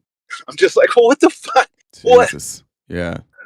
That he didn't even have to think about it. They were like, what if the judge is Republican? Before they can even get the word out, he was like, rhino. So, Yeah, I guess this is just going to be a thing. Look, it's there's like everybody has a limit, and most people haven't reached their limit yet. And maybe the limit is far away, maybe it's close, but like every time something crazy happens, more and more people will find their limit. It's just our job to make that clear. I also think that I think that Republican spaces aren't really like I'm not going there. I'm not going to Republican spaces unless it's like a debate. It's legitimately not worth anybody's time. If you're in a space like that where that's their attitude, it's honestly not worth anybody's time. And the only way to get them out of that attitude is to feel alone. People, those lives just need to be left alone. People, like, if something is so enraging that like makes you stay there angrily, like you're losing that battle. Because they've got a whole bunch of people there. Their entire goal is to catch you or trap you in something or get you upset, and you're gonna leave upset. And those people eventually, when they have nobody to yell at, they start turning on each other. Just let them be. Like they're all morons, and they all just want to be mad about something. So take away your existence, and they'll just turn on each other. Yeah. See, boycott the Republicans. What's that? I give Admir a ton of credit, man. He's been really coming out of his shell there, and they're they're telling him fuck you, right to him. It's like, hey man, look, this is just I'm just being honest. Why can't you be honest too? Yeah. And I really commend him for that, man. That's awesome. I love seeing that change in people, because that's kind of where I was too. At one point, I still was kind of clinging on to some of that bullshit conservative stuff, and then. Things happen how they happen, but yeah, it's just been kind of, I don't go up anymore. I just listen from the comments, because that's even stupid too. You can't go up and have a conversation, because as soon as you start saying things, they'll just overtalk and then mute me and eventually just kick me out. And then I'll just talk shit in the comments until they block me. So it's just kind of been just like a listening and learning type of thing for me. Yeah, I think you're doing it. There's nothing wrong with a little bit of trolling, but if it's my only advice is since leaving TikTok is that a lot of those spaces nothing was accomplished, and I felt shitty, and so and then I leave, and now I have those same people messaging hey, come to the live, and now I can just be all right, I'll come to the live if it's one-on-one and it's structured. Right. Most of them won't do it, but that's going to be that's the stipulation. And they should be left alone until they can behave themselves, until they can act like adults. I get it for some people, that dipshit, older millennial and stuff. They're making money off of being fucking idiots, right? Not that much. He's probably doing. Not that much. He doesn't make near as much as he says he does. We're on the same pay scale, and he's got more followers and bigger engagement. But the numbers he claims, when you do the math, he doesn't make nearly what he says he makes. Does he do YouTube as well, or does he just have numbers on TikTok? He's smaller than me. He's smaller everywhere. The only place he has numbers is TikTok and Twitter, which are the two easiest places to gain numbers. And Twitter, especially if you're conservative. But his YouTube doesn't get any. They don't draw numbers. His Twitch doesn't draw numbers.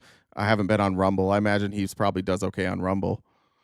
I mean, you could I don't know about the other platforms. I know you could buy followers for TikTok.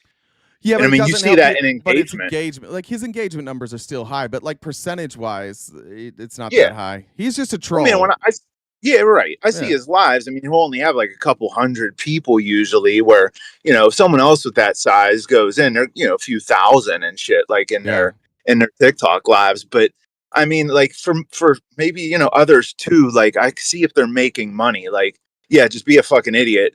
But like, I don't know, like someone like him, you think he's really that fucking stupid in real life, or he's just doing it for the internet? I don't think he's smart enough to know he's wrong, or well, he's probably smart enough to know he's wrong. He's not dumb, but like intellectually, he's not very honest. It's really about like how you receive information. And speaking as somebody who was in a cult, I can tell you that any sort of negative feedback is immediately skepticism, and it takes a lot to convince somebody who believes like that they're wrong. Like it can't be like you're looking at the evidence on both sides and it's like, well, the evidence seems to be over here a little bit. Like we can't get these people to agree that vaccines are good, right? We can't get them to agree that climate change is real. So like when you think about some of the positions they take that are so counterfactual to all the data, you recognize that like they just don't want to. And when you're dealing with those people, there's not enough evidence in the world to convince them. And if it's his world, it's everything to him. It's who he is. It's what he's most famous for. It's what he gets adoration for. The chances of taking somebody like that and having them change their mind based on facts, like good luck. And I don't think that's just their side. I think that's everywhere. But sure, when you build a brand, it's kind of hard to step away from that. Gotta stick with it. I got a buddy from Arizona that we message frequently, another car guy, but we message all the time. And I always, every time like you post something or whatever, like I'll send it to him or like, see a meme or video. I always, bust his balls. But like his thing now, like he's just always like, I just want to know where my tax dollars are going. And like at this point, he still says it. And I'm like, dude, you're just just got to be a hateful piece of shit at this time. You don't give a fuck about where tax money's going. Get the fuck out of here. Yeah. Like, thanks for the sun. Like people are fucking losing like their jobs, their livelihoods, their lives in some instances. And like, you don't give a fuck about these tax dollars. Just be real. Like it's me and you in a text message. Yeah. Like we're not on the internet. Yeah, like I won't tell anybody. Yeah. Like it's beyond fucking crazy to me now. Like, but you guys don't give a fuck about the tax money. You never did before. You don't now. You're just seeing all these screenshots that Elon posts and thinks he's fucking doing something. Yeah. No, 100%. Fuck out of here. So, yeah, that's all. All right, dude. It was good talking to you. Good Have a good weekend, rant today. I appreciated that. Yeah, man. All right, brother. Always. Be well. See ya. See ya. Who's next? Mudflower. Mudflower, what's up? Hey, Jen. Hey, Jay. Hey. Just got one thing for you. Yeah. Why did Helen Keller's dog jump off a cliff? I don't know. You jump off a cliff too if your name was.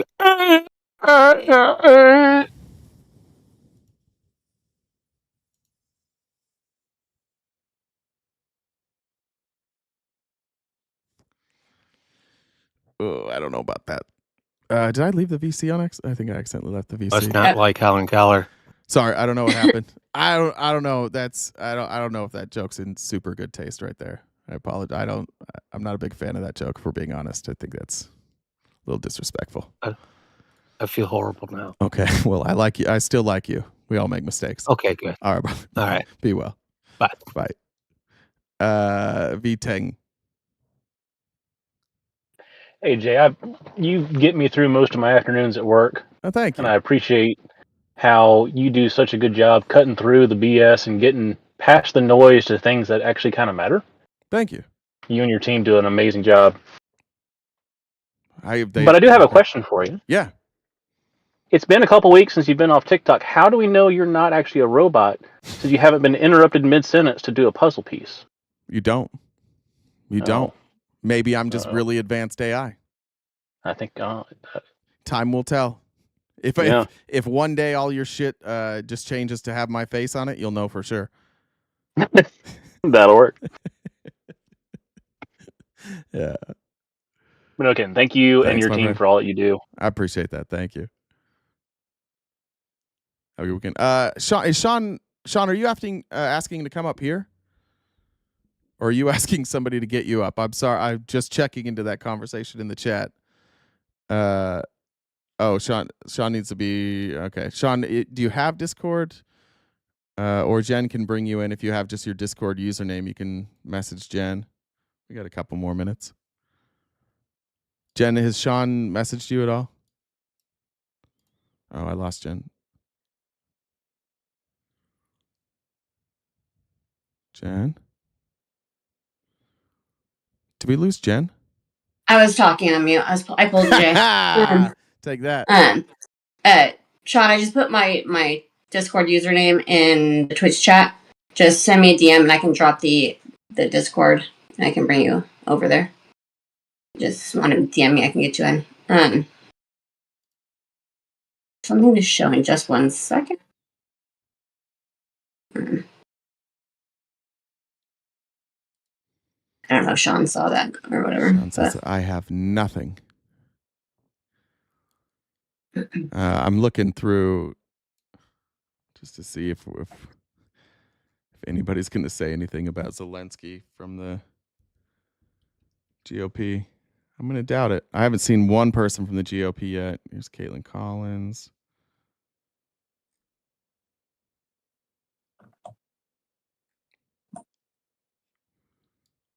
This is top. I love that they say put the Zelensky in his place. I don't know how people are watching that and saying. Well, they think that he's a strong. I mean, who fucking knows? I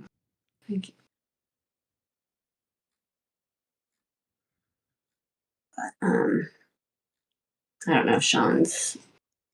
Oh wait, there it is. I see someone who's looking to come in. Sean, I'm assuming you're Starscream. Let me send you something. Hey, Art. Hey, what's up, Sean? This is V-Tang who jumped back sorry, in. I didn't look. Hey.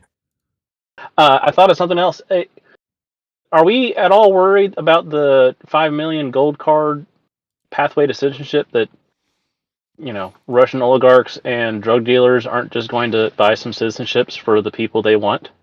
No. I'm not worried about it because it's going to happen. That's exactly what it is. Yeah. I mean, they asked Trump, they said, could Russian oligarchs buy this? And he's like, yeah, why not? Well, he doesn't care. They're not vetting any. They think, I mean, it goes to show like Republicans, to them, money is literally everything. So you're vetting somebody? What's the vetting? Do they have money? Okay, if they have money, yeah, they can be here. It also removed the requirement to generate 10 jobs. The old, I think it's, what was it, ED5? I can't remember if it's ED5. It required that your investment generated at least 10 jobs. They've pulled that requirement. That doesn't exist anymore. They could just put $5 million into stock, like basically buy $5 million worth of stock of a company and they're in. So it's actually, it would raise revenue quickly, but it's not going to benefit our economy. Like it's a cash infusion, and it's a dumb idea. We'll see if it gets passed. And all the complaining about the cartels, you mean they don't have $100 million that they could use to get all of their people U.S. citizenships? I think they. I mean, every organization you want to worry about, every organization we could worry about is going to be able to use this system. Yeah. It's not a good idea. I thought I remember for a couple days ago that I was like, oh wait, this is a bad idea. Yeah, it sucks. It sucks so bad. All right, I'll back out. All right, bro. Be well. Jen, it looks like Sean only had YouTube, so he can't get up. Is that right? I want to before we completely close. Give me like 2 minutes. Something that. I don't like this. I don't like this one bit. I'll go back to Twitter and see. Who was the guy? Who was the senator that came out against Trump when he was talking about Zelensky the other day? Which senator? I don't remember who it was. Grateful, be thankful. We'll talk about details of security guarantees later. Keep it upbeat. Keep it positive. There was a senator that came out against Zelensky? Sorry, I might have been. No, he came out against Trump because of what Trump said to Zelensky. This is the only Republican who sided with Zelensky against Trump, Vance, Rubio, and the American people. His name's Don Bacon. What did he do? Oh, this is from an hour ago. This is Don Bacon from Nebraska. Look, Trump wants to make the United States a satellite state of Russia. While I'm against it, you cannot spell USSR without US, and I am a powerless congressman. Oh, this can't be. Oh, that's parody. Did he tag the wrong one? This might have been. Did Don Bacon say something? For real?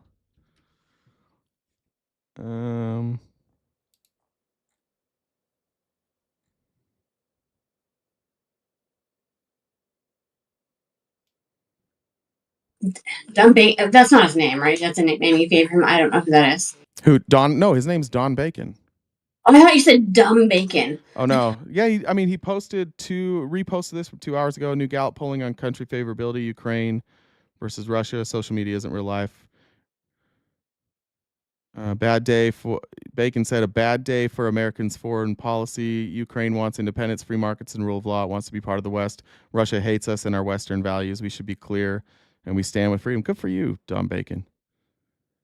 So far, one. Well, that's I guess doing the bare minimum for. There's going to be a few more that come out. I was surprised to see Lindsey Graham just fall in line. That was fucking wild. It's interesting too to see people like, oh, how dare you disrespect the Trump? What do you like? Who cares? Don't disrespect our president. Do disrespect our president. I don't care. Why do we care that people are disrespectful? Which Zelensky wasn't, but why does anybody care? Like, these are the most thin-skinned like group of people. You were mean to our president, JD Vance. You better tell him thank you. These are the bitchiest of bitches. All right. All right. I need you to put this chat on stream. The VC? Yes. And make my box the big. Chat? Yes. Hold on. How do I make your all right, let's do this. All right. All right.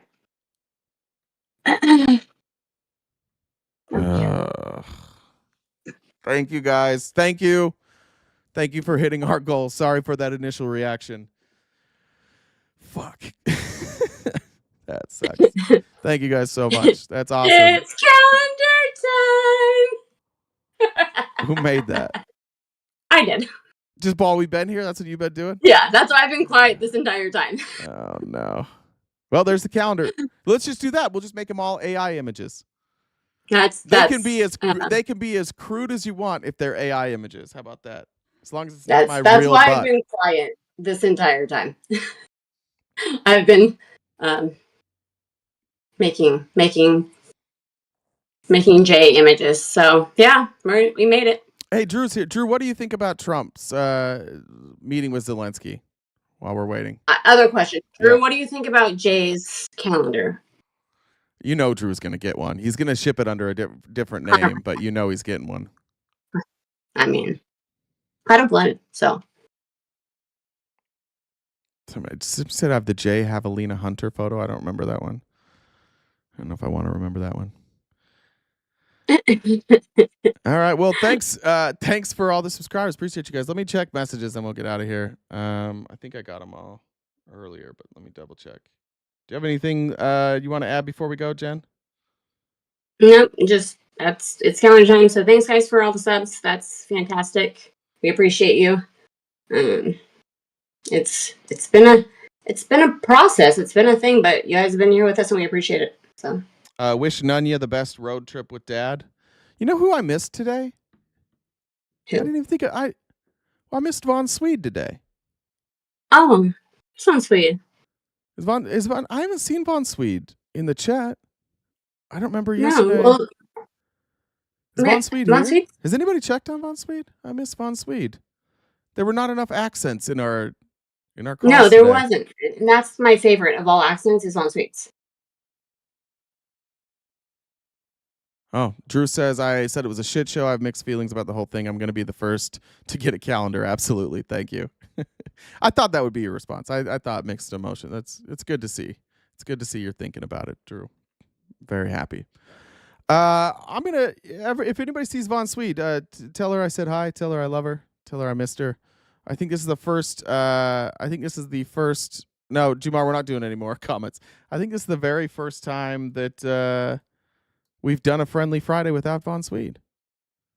I don't think that's ever happened And that's before. just, it's not, then it's really not as friendly. I mean, it just doesn't feel the end of an era. friendly. Well, it's just not as fun. It's just not as good. All right. Well, if anybody sees Von Swede, let her know I love her. I'm thinking about her. And that's Here, hold on. I love her and miss her too. Whoa. It sounds so uncomfortable coming out of your mouth. I love it. It is. That actually is kind of painful. I'm not going to lie. All right. Anything else, Jen? Oh, Cash App. Nope, Said on that's it. Cash App. Hold on. Jamar said, throw it back for the camera. Jay, what does that mean? I don't actually know what throw it back means. Don't know. I don't know. I don't know what that means. I'll have to look it up and do it another time for the photo shoot. Thanks everybody for a great week. I'm gonna go. Pretty sure I have a low grade fever right now, so I'm gonna go spend the rest of the weekend in bed with the flu that I got from my daughter. Thank you guys for being here, for dealing with this week. I will see you Monday morning and every weekday morning, 9:30 a.m. to 1 Pacific Standard Time on YouTube and on Twitch, and maybe someday soon on TikTok. If you're on Twitter, hi Twitter. It was good to see you. I can't wait for Monday, but for now I'm going to go to sleep. Take care of yourselves, stay cute and cool, and have a great summer.